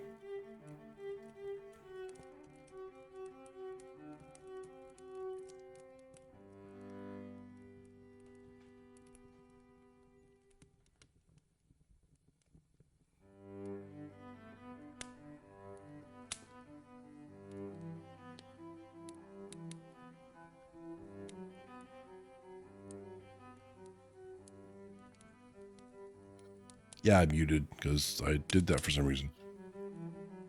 Don't worry, I was talking to you, not reading. I was talking to Gwen. Yeah, so yeah, we have sugar and ribbons now, and yeah, those are the ribbons that the other horse, not Snowdrop, what's her face, the white horse, she had to give up the ribbons because that was declared to be the same thing as wearing clothing, right? So that was she was convinced by Squealer, I might add, to give them up for the sake of freedom. The animals sniffed the air hungrily and wondered whether a warm mash was being prepared for their supper. But no warm mash appeared, and on the following Sunday it was announced that from now onwards all barley would be reserved for the pigs. The field beyond the orchard had already been sown with barley, and the news soon leaked out that every pig was now receiving a ration of a pint of beer daily, with a half a gallon for Napoleon himself, which was always served to him in the Crown Derby soup tureen. But if there were hardships to be borne, they were partly offset by the fact that life nowadays had a greater dignity than it had had before. There were more songs, more speeches, more processions. Napoleon had commanded that once a week there should be held something called a spontaneous demonstration, the object of which was to celebrate the struggles and triumphs of Animal Farm. At the appointed time, the animals would leave their work and march round the precincts of the farm in military formation, with the pigs leading, then the horses, and the cows, then the sheep, and then the poultry. The dogs flanked the procession, and at the head of all marched Napoleon's black cockerel. Boxer and Clover always carried between them a green banner marked with the hoof and the horn and the caption, "Long live Comrade Napoleon." Afterwards, there were recitations of poems composed in Napoleon's honor, and a speech by Squealer giving particulars of the latest increases in the production of foodstuffs, and on occasion a shot was fired from the gun. The sheep were the greatest devotees of the spontaneous demonstration, and if anyone complained, as a few animals sometimes did, when no pigs or dogs were near, that they wasted time and meant a lot of standing about in the cold, the sheep were sure to silence him with a tremendous bleating of 4 legs good, 2 legs bad. But by and large, the animals enjoyed these celebrations. They found it comforting to be reminded that, after all, they were truly their own masters, and that the work they did was for their own benefit. So that, what with the songs, the processions, Squealer's lists of figures, the thunder of the gun, and the crowing of the crowing of the cockerel, and the flute and the fluttering of the flag, they were able to forget that their bellies were empty, at least part of the time. In April, Animal Farm was proclaimed a republic, and it became necessary to elect a president. There was only one candidate, Napoleon, who was elected unanimously. On the same day, it was given out that fresh documents had been discovered which revealed further details about Snowball's complicity with Jones. It now appeared that Snowball had not, as the animals had previously imagined, merely attempted to lose the battle of the cowshed by means of a stratagem, but had been openly fighting on Jones's side. In fact, it was he who had actually been the leader of the human forces and had charged into battle with the words "Long live humanity" on his lips. The wounds on Snowball's back, which a few of the animals still remembered to have seen, had been inflicted by Napoleon's teeth. In the middle of the summer, Moses the raven suddenly reappeared on the farm. After an absence of several years, he was quite unchanged, still did no work, and talked in the same strain as ever about Sugar Candy Mountain. He would perch on a stump, flap his black wings, and talk by the hour to anyone who would listen. "Up there, comrades," he would say solemnly, pointing to the sky with his large beak. "Up there, just on the other side of that dark cloud that you can see, there it lies, Sugar Candy Mountain. That happy country where we poor animals shall rest forever from our labors." He even claimed to have been there on one of his higher flights, and to have seen the everlasting fields of clover and the linseed cake and lump sugar growing on the hedges. Many of the animals believed him. Their lives now, they reasoned, were hungry and laborious. Was it not right and just that a better world should exist somewhere else? A thing that was difficult to determine was the attitude of the pigs towards Moses. They all declared contemptuously that his stories about Sugar Candy Mountain were lies, and yet they allowed him to remain on the farm, not working, with an allowance of a gill of beer a day. Suspicious. After his hoof had healed up, Boxer worked harder than ever. Indeed, all the animals worked like slaves that year. Apart from the regular work of the farm and the rebuilding of the windmill, there was the schoolhouse for the young pigs, which was started in March. Sometimes the long hours on insufficient food were hard to bear, but Boxer never faltered. In nothing that he said or did was there any sign that his strength was not what it had been. It was only his appearance that was a little altered. His hide was a little less shiny than it had used to be, and his great haunches seemed to have shrunken. The others said Boxer will pick up when the spring grass comes on. But the spring came and Boxer grew no fatter. Sometimes, on the slope leading to the top of the quarry, when he braced his muscles against the weight of some vast boulder, it seemed that nothing kept him on his feet except the will to continue. At such times, his lips were seen to form the words, "I will work harder." He had no voice left. Once again, Clover and Benjamin warned him to take care of his health, but Boxer paid no attention. His 12th birthday was approaching. He did not care what happened so long as a good store of stone was accumulated before he went on pension. Late one evening in the summer, a sudden rumor ran round the farm that something had happened to Boxer. He had gone out alone to drag a load of stone down to the windmill, and sure enough, the rumor was true. A few minutes later, 2 pigeons came racing in with the news. "Boxer has fallen. He is laying on his side and can't get up." About half the animals in the farm rushed out to the knoll where the windmill stood. There lay Boxer between the shafts of the cart. His neck stretched out, unable even to raise his head. His eyes were glazed, his sides matted with sweat. A thin stream of blood had trickled out of his mouth. Clover dropped to her knees at his side. "Boxer," she cried, "how are you?" "It is my lung," said Boxer in a weak voice. "It does not matter. I think you will be able to finish the windmill without me. There is a pretty good store of stone accumulated. I had only another month to go in any case. To tell you the truth, I had been looking forward to my retirement, and perhaps, as Benjamin is growing too old, they will let him retire at the same time and be a companion to me." "We must get help at once," said Clover. "Run, somebody, and tell Squealer what has happened." All the other animals immediately raced back to the farmhouse to give Squealer the news.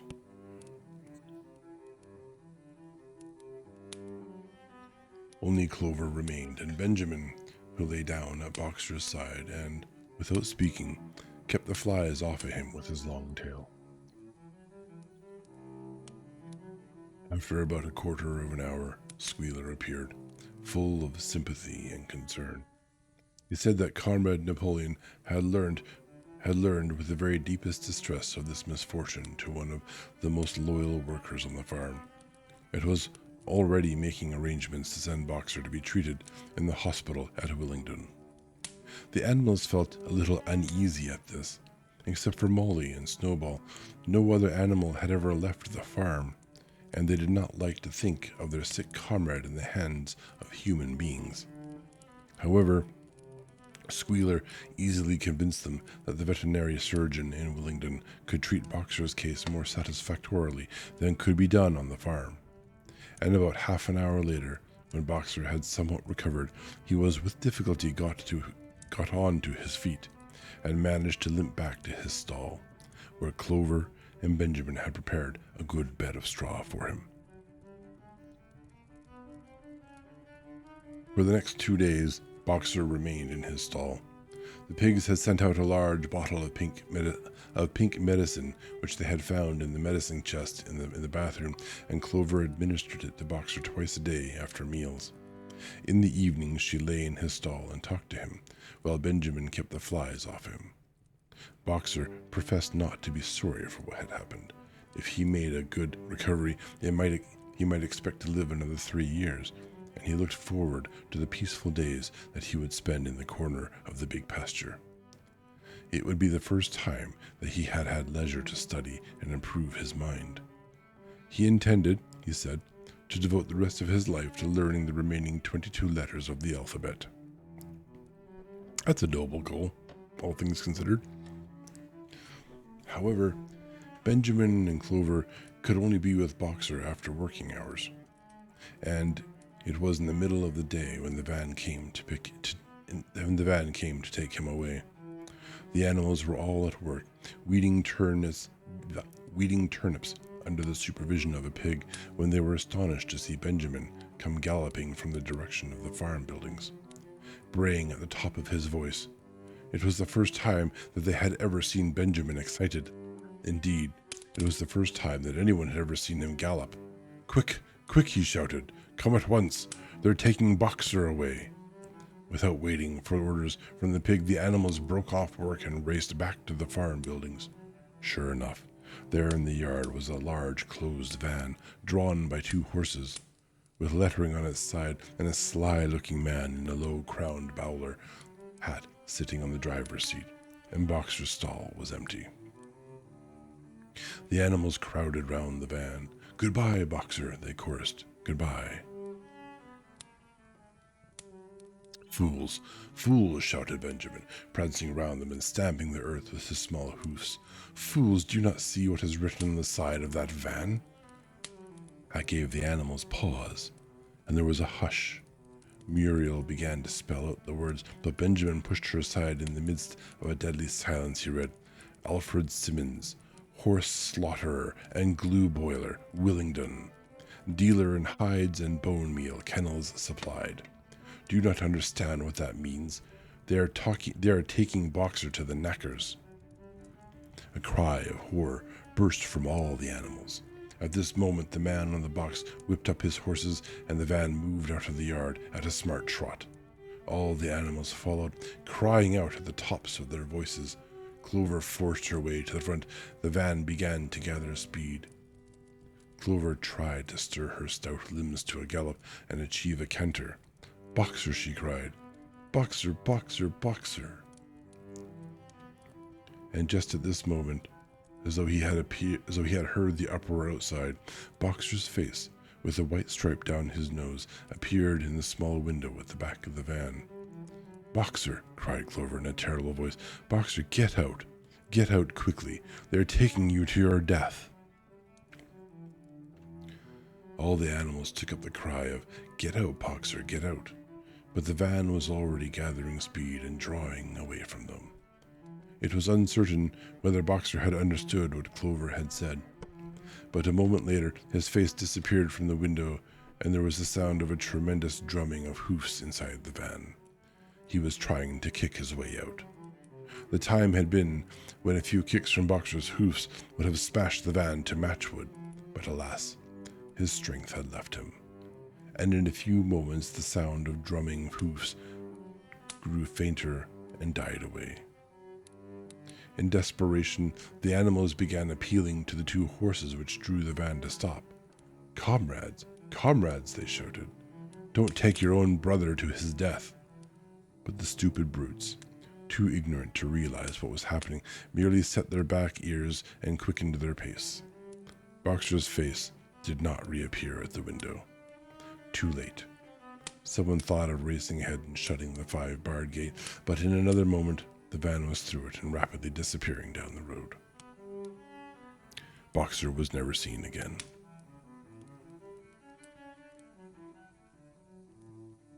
Three days later, it was announced that he had died in the hospital at Willingdon, in spite of receiving every attention a horse could have. Squealer came to announce the news to the others. He had, he said, been present during Boxer's last hours. Yeah, okay, sure. "It was the most affecting sight I have ever seen," said Squealer, lifting his trotter and wiping away a tear. "I was at his bedside at the very last, and at the end, almost too weak to speak, he whispered in my ear that his soul's sorrow was to have passed on before the windmill was finished. 'Forward, comrades,' he whispered. 'Forward in the name of the rebellion,' which was ended a while ago. 'Long live Animal Farm. Long live Comrade Napoleon. Napoleon is always right.' Those were his very last words, comrades." Here Squealer's demeanor suddenly changed. He fell silent for a moment, and his little eyes darted suspicious glances from side to side before he proceeded. It had come to his knowledge, he said, that a foolish and wicked rumor had been circulated at the time of Boxer's removal. Some of the animals had noticed that the van which took Boxer away was marked "Horse Slaughterer," and had actually jumped to the conclusion that Boxer was being sent to the knackers. "It was almost unbelievable," said Squealer, "that any animal could be so stupid. Surely," he cried indignantly, whisking his tail and skipping from side to side, "surely they knew their beloved leader, Comrade Napoleon, better than that." But the explanation was really very simple. The van had previously been the property of the knacker, and had been bought by the veterinary surgeon, who had not yet painted the old name out. That was how the mistake had arisen. It's very reasonable. The animals were enormously relieved to hear this, and when Squealer went on to give further graphic details of Boxer's deathbed, the admirable care he had received, and the expensive medicines for which Napoleon had paid without a thought as to the cost, their last doubts disappeared, and the sorrow that they felt for their comrade's death was tempered by the thought that at least he had died happy. Right. What did he pay for those medicines with? Just this also reminds me of the habit that people who lie have. They tend to exaggerate and elaborate on details in an effort to sound convincing. If you've ever asked for a story or believe you've caught someone out in a lie, try to get more details and see how granular the story becomes. It'll typically be far more elaborate than is generally necessary to convince you of something that actually happened. Good times. Napoleon himself appeared at the meeting on the following Sunday morning and pronounced in a short oration in Boxer's honor. It had not been possible, he said, to bring back their lamented comrade's remains for interment on the farm, but he had ordered a large wreath to be made from the laurels in the farmhouse garden and sent down to be placed on Boxer's grave. And in a few days' time, the pigs intended to hold a memorial banquet in Boxer's honor. Napoleon ended his speech with a reminder of Boxer's two favorite maxims: "I will work harder," and "Comrade Napoleon is always right." Maxims, he said, which every animal would do well to adopt as his own. On the day appointed for the banquet, A grocer's van drove up from Willingdon and delivered a large wooden crate at the farmhouse. That night there was the sound of uproarious singing, which was followed by what sounded like a violent quarrel and ended at about 11 o'clock with a tremendous crash of glass. No one stirred in the farmhouse before noon on the following day, and the word went round that from somewhere or other the pigs had acquired the money to buy themselves another case of whiskey. Chapter 10. I'm pretty sure this is the last chapter, too. Years passed. The seasons came and went. The short animal lives fled by. A time came when there was no one who remembered the old days before the rebellion, except Clover, Benjamin, Moses the raven, and a number of the pigs. Muriel was dead. Bluebell, Jessie, and Pincher were dead. Jones too was dead, for he had died in an inebriate's home in another part of the country. Snowball was forgotten. Boxer was forgotten, except by the few who had known him. Clover was an old, stout mare now, stiff in the joints and with a tendency to rheumy eyes. She was 2 years past the retiring age, but in fact no animal had ever actually retired. The talk of setting aside a corner of the pasture for superannuated animals had long since been dropped. Napoleon was now a mature boar of 24 stone. Squealer was so fat that he could with difficulty see out of his eyes. He could. That's a well-fed pig. Only old Benjamin was much the same as ever, except for being a little grayer about the muzzle, and since Boxer's death, more morose and taciturn than ever. There were many more creatures on the farm now, though the increase was not so great as had been expected in earlier years. Many animals had been born to whom the rebellion was only a dim tradition, passed on by word of mouth, and others had been bought who had never heard mention of such a thing before their arrival. The farm possessed 3 horses now besides Clover. They were fine, upstanding beasts, willing workers and good comrades, but very stupid. None of them proved able to learn the alphabet beyond the letter B. They accepted everything that they were told about the rebellion and the principles of animalism, especially from Clover, for whom they had an almost filial respect, but it was doubtful whether they understood very much of it. The farm was more prosperous now, and better organized. It had even been enlarged by 2 fields which had been bought from Mr. Pilkington. The windmill had been successfully completed at last, and the farm possessed a threshing machine and a hay elevator of its own, and various new buildings had been added to it. Whymper had bought himself a dog cart.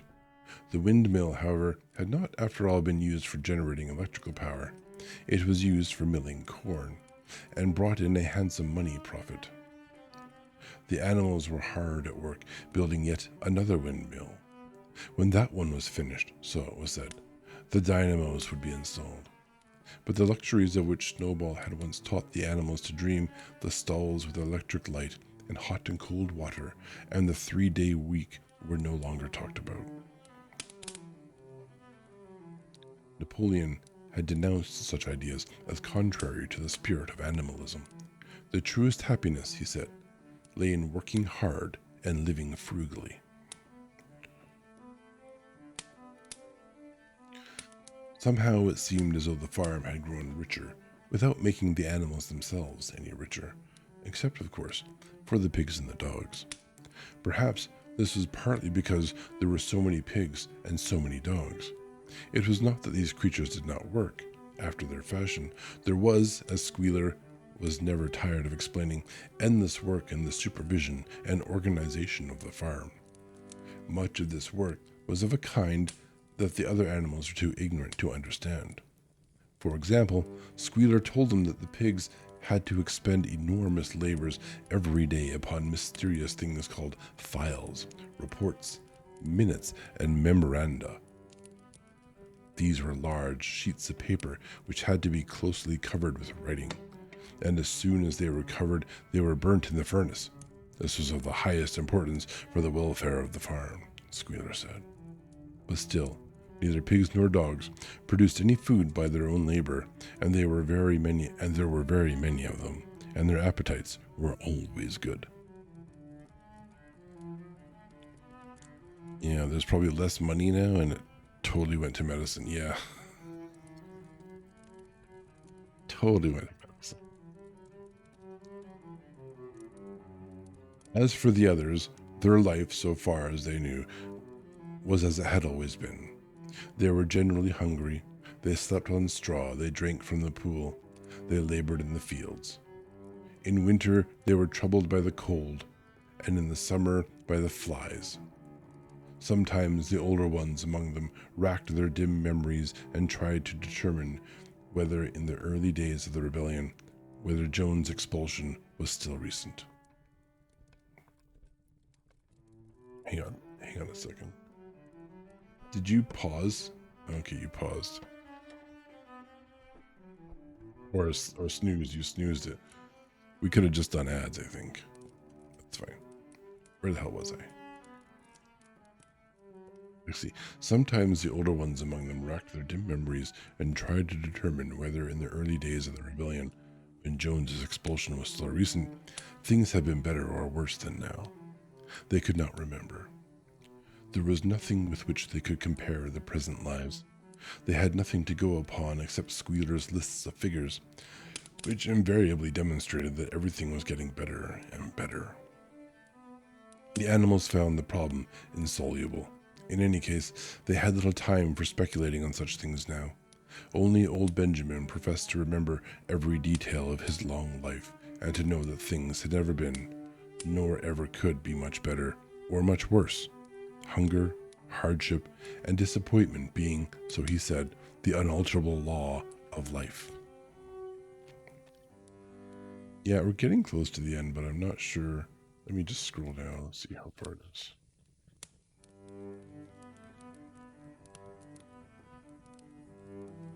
Yeah, we could probably just do ads and then finish out. I think is what that's, yeah. Let's just run them ads. We'll be back in 3 minutes, and we will finish our story. Yeah, we have a few paragraphs to go, but like more than 3 minutes worth. See you soon. Back from ads. All right, I think let's finish our story.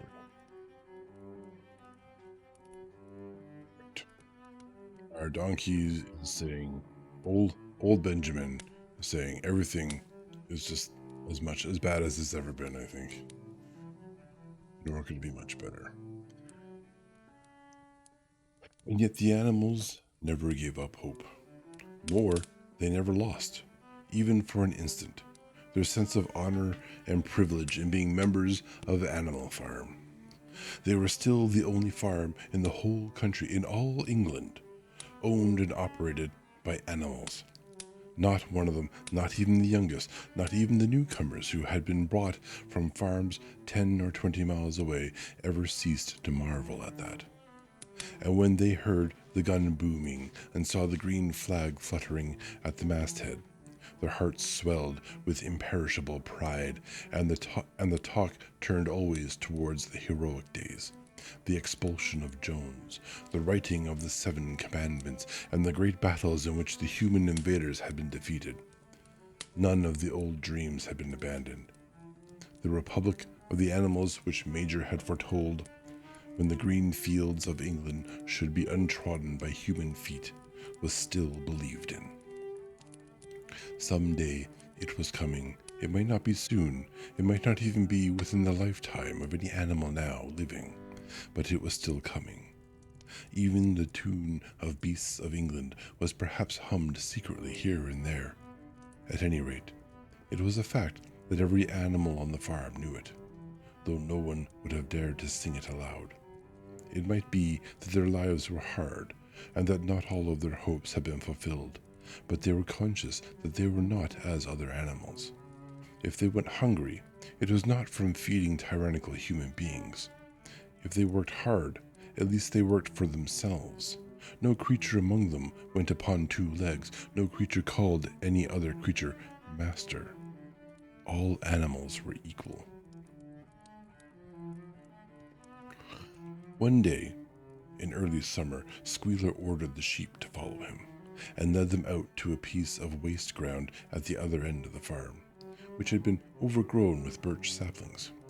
The sheep spent the whole day there, browsing at the leaves under Squealer's supervision. In the evening, he returned to the farmhouse himself, but as it was warm weather, he told the sheep to stay where they were. It ended by their remaining there for a whole week, during which time the other animals saw nothing of them. Squealer was with them for the greater part of every day. He was, he said, teaching them to sing a new song, for which privacy was needed.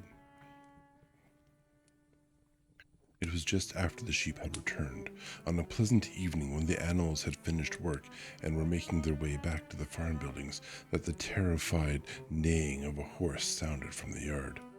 Startled, the animals stopped in their tracks. It was Clover's voice.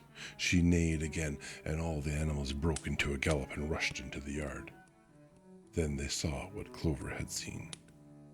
It was a pig walking on his hind legs. Oh dear. Yes, it was Squealer.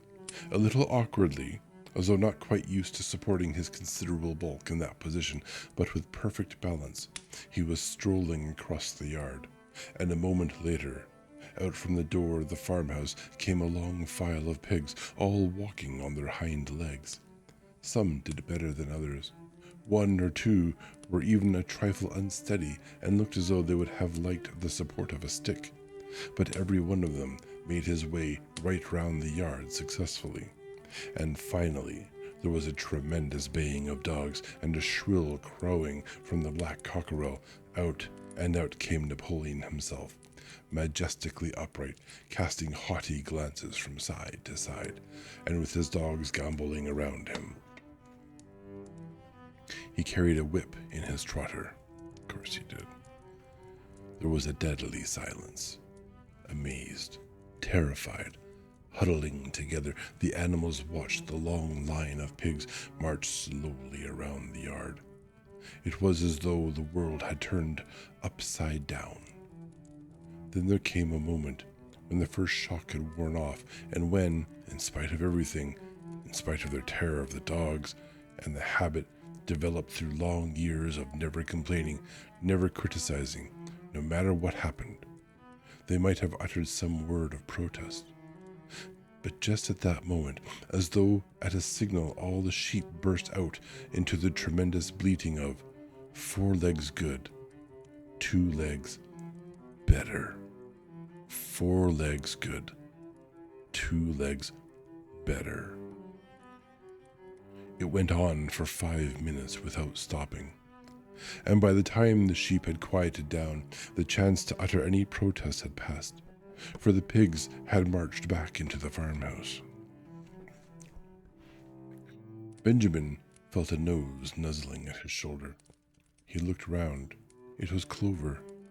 Her old eyes looked dimmer than ever. Without saying anything, she tugged gently at his mane and led him round to the end of the big barn, where the 7 commandments were written. For a minute or two, they stood gazing at the tarred wall with its white lettering. "My sight is failing," she said finally. "Even when I was young, I could not have read what was written there, but it appears to me that the wall looks different. Are the 7 commandments the same as they used to be, Benjamin?" For once, Benjamin consented to break his rule, and he read out to her what was written on the wall.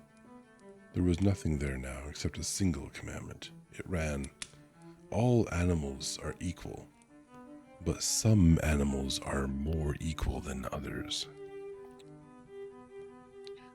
After that, it did not seem strange when the next day the pigs who were supervising the work of the farm all carried whips in their trotters. It did not seem strange to learn that the pigs had bought themselves a wireless set and were arranging to install a telephone. and had taken out subscriptions to John Bull, Tit Bulls, and the Daily Mirror. Titbits. It's titbits. Oh dear. It did not seem strange when Napoleon was seen strolling in the farmhouse garden with a pipe in his mouth. No, not even when the pigs took Mr. Jones's clothes out of the wardrobes and put them on. Napoleon himself appearing in a black coat, a rat-catcher breeches, and leather leggings, while his favorite Sue appeared in the watered silk dress which Mrs. Jones had been used to wear on Sundays. A week later, in the afternoon, a number of dog carts drove up to the farm. A deputation of neighboring farmers had been invited to make a tour of inspection. They were shown all over the farm and expressed great admiration for everything they saw, especially the windmill. The animals were weeding the turnip field. They worked diligently, hardly raising their faces from the ground and not knowing whether to be more frightened of the pigs or of the human visitors. That evening, loud laughter and bursts of singing came from the farmhouse, and suddenly, at the sound of the mingled voices, the animals were stricken with curiosity. What could be happening in there? Now that for the first time, animals and human beings were meeting on terms of equality. With one accord, they began to creep as quietly as possible into the farmhouse garden. At the gate they paused, half frightened to go on, but Clover led the way in. They tiptoed up to the house, and such animals were tall enough peered in at the dining room window. There, round the long table, sat half a dozen farmers and half a dozen of the more eminent pigs. Napoleon himself occupied the seat of honor at the head of the table. The pigs appeared completely at ease in their chairs. The company had been enjoying a game of cards, but had broken off for the moment, evidently in order to drink a toast. A large jug was circulating, and the mugs were being refilled with beer. No one noticed the wondering faces of the animals that gazed in at the window. Mr. Pilkington of Foxwood had stood up, his mug in his hand. In a moment, he said, he would ask the present company to drink a toast, but before doing so, there were a few words that he felt it incumbent upon him to say.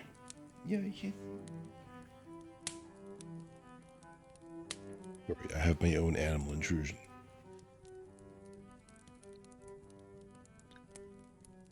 It was a source of great satisfaction to him, he said, and he was sure, to all others present, to feel that a long period of mistrust and misunderstanding had now come to an end. There had been a time, not that he or any of the present company had shared such sentiments, but there had been a time when the respected proprietors of Animal Farm had been regarded, and he would not say with hostility, but perhaps with a certain measure of misgiving, by their human neighbors. Unfortunate incidents had occurred, mistaken ideas had been current. It had been felt that the existence of a farm owned and operated by pigs was somehow abnormal and was liable to have an unsettling effect in the neighborhood. Too many farmers had assumed, without due inquiry, that on such a farm a spirit of license and discipline would prevail. They had been nervous about the effects upon their own animals, or even upon their human employees, but all such doubts were now dispelled. Today he and his friends had visited Animal Farm and inspected every inch of it with their own eyes. And what did they find? Not only the most up-to-date methods, but a discipline and an orderliness which should be an example to all farmers everywhere. He believed that he was right in saying that the lower animals on Animal Farm did more work and received less food than any animals in the country. Indeed, he and his fellow visitors today had observed many features which they intended to introduce on their own farms immediately. He would end his remarks, he said, by emphasizing once again the friendly feelings that subsisted and ought to subsist between Animal Farm and its neighbors. Between pigs, the human beings, there was not, and there need not be, any clash of interests whatever. Their struggles and their difficulties were one. Was not the labor problem the same everywhere? Here, it became apparent that Mr. Pilkington was about to spring some carefully prepared witticism on the company, but for a moment he was too overcome by amusement to be able to utter it. After much choking, during which his various chins turned purple, he managed to get it out. "If you have your lower animals to contend with," he said, "we have our lower classes." This bon mot set the table in a roar, and Mr. Pilkington once again congratulated the pigs on the low rations, the long working hours, and the general absence of pampering which he had observed on Animal Farm. And now, he said finally, he would ask the company to rise to their feet and make certain that their glasses were full. "Gentlemen," concluded Mr. Pilkington, "gentlemen, I give you a toast to the prosperity of Animal Farm." There was enthusiastic cheering and stamping of feet. Napoleon was so gratified that he left his place and came round the table to clink his mug against Mr. Pilkington's before emptying it. When the cheering had died down, Napoleon, who had remained on his feet, intimated that he too had a few words to say. Like all of Napoleon's speeches, it was short and to the point. He too, he said, was happy that the period of misunderstanding was at an end. For a long time there had been rumors, circulated, he had reason to think, by some malignant enemy, that there was something subversive and even revolutionary in the outlook of himself and his colleagues. They had been credited with attempting to stir up rebellion among the animals on neighboring farms, which they absolutely were through pigeons. Nothing could be further from the truth. Their sole wish now and in the past was to live at peace and in normal business relations with their neighbors. This farm, which he had the honor to control, he added, was a cooperative enterprise. The title deeds, which were in his own possession, were owned by the pigs jointly. He did not believe, he said, that any of the old suspicions still lingered, but certain changes had been made recently in the routine of the farm which should have the effect of promoting confidence still further. Hitherto, the animals in the farm had a rather foolish custom of addressing one another as comrade. This was to be suppressed. There had also been a very strange custom, whose origin was unknown, of marching every Sunday morning past a boar's skull, which was nailed to a post in the garden. This too would be suppressed, and the skull had already been buried. His visitors might have observed too the green flag which flew from the masthead. If so, they would perhaps have noted that the white hoof and horn with which it had previously been marked had now been removed. It would be a plain green flag from now onwards. He had only one criticism, he said, to make of Mr. Pilkington's excellent and neighborly speech. Mr. Pilkington had referred throughout to Animal Farm. He could not, of course, for he, Napoleon, was only now for the first time announcing it, that the name Animal Farm had been abolished. Henceforward, the farm was to be known as the Manor Farm, which he believed was its correct and original name. "Gentlemen," concluded Napoleon, "I will give you the same toast as before, but in a different form. Fill your glasses to the brim, gentlemen. Here is my toast. To the prosperity of the Manor Farm." There was the same hearty cheering as before, as the mugs were emptied to the dregs. But as the animals outside gazed at the scene, it seemed to them that some strange thing was happening. What was it that had altered in the faces of the pigs?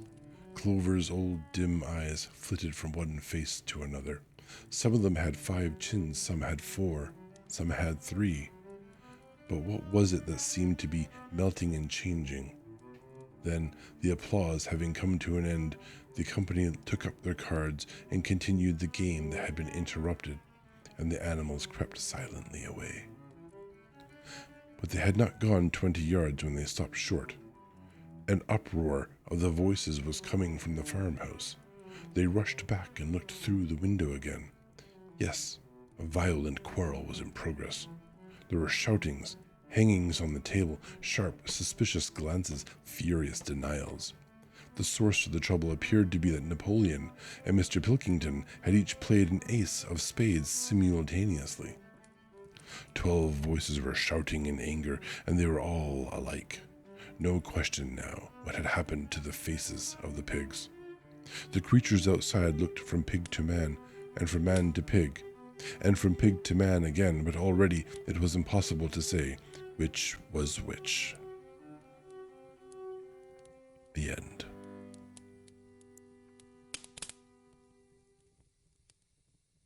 One book in a single stream. Doesn't happen often. We've had some short stories, a few per stream, but normally a book takes several streams. Now, I can't justify the amount of time I spent on the extremely simple thumbnail I made for this. Yeah. I'll have to make another one, damn it. That was a great book. I liked that book. That was, like, kind of heavy. Man, it has an element of grimdark, right? Kind of like, not really, but actually. It's kind of grimdark at the same time reflecting humans' reality in the world of business and greed and capitalism and corruption. Yeah. Animal Farm. A so-called fairy story by George Orwell, except kind of also a true story, based on a true story. Yeah. Kind of is, isn't it? It is a little past 10 p.m. here, so it's a little past our time we normally end. And Gwen is borderline clutching my foot and digging in with claws, so I think... Yeah, it's sad that something from so long ago resonates still today. Like, so far of the 2 books we've read of his, and he has a few others, he's from eons past, and it's all recognizable. Like it's a bit like history repeating itself, isn't it? Yeah, we have to get up a bit early. That's also true. So, but we're not that late. We're not that late, and I doubt we're gonna go to bed for another, I don't know, little while, anyways. But yeah, let's read out whom is streaming. Do we know anyone? I think I should know someone who's streaming. Normally streams at this time. And there he is, playing his game. Really always happy that there's always Ararius streaming after my stream. It makes it super easy to determine whom I'm going to stream.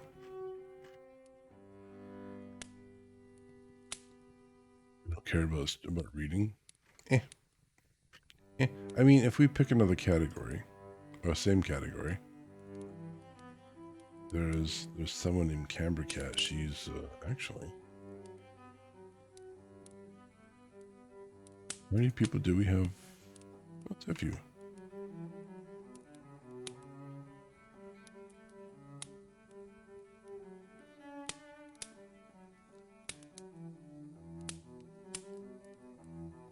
Okay. Okay, we're going to raid Cambercat. She's reading a story, the fantasy book, and her chat is not follow only. So we're going to do this. I'm going to stretch out and reach someone different. Okay, well that's all right. So here we go. Awesome. Excellent. Everyone who is reading, and perhaps reading later too, thank you for listening, spending your time with us. Before you leave, please do remember to return your reading materials to the shelves and be kind to one another.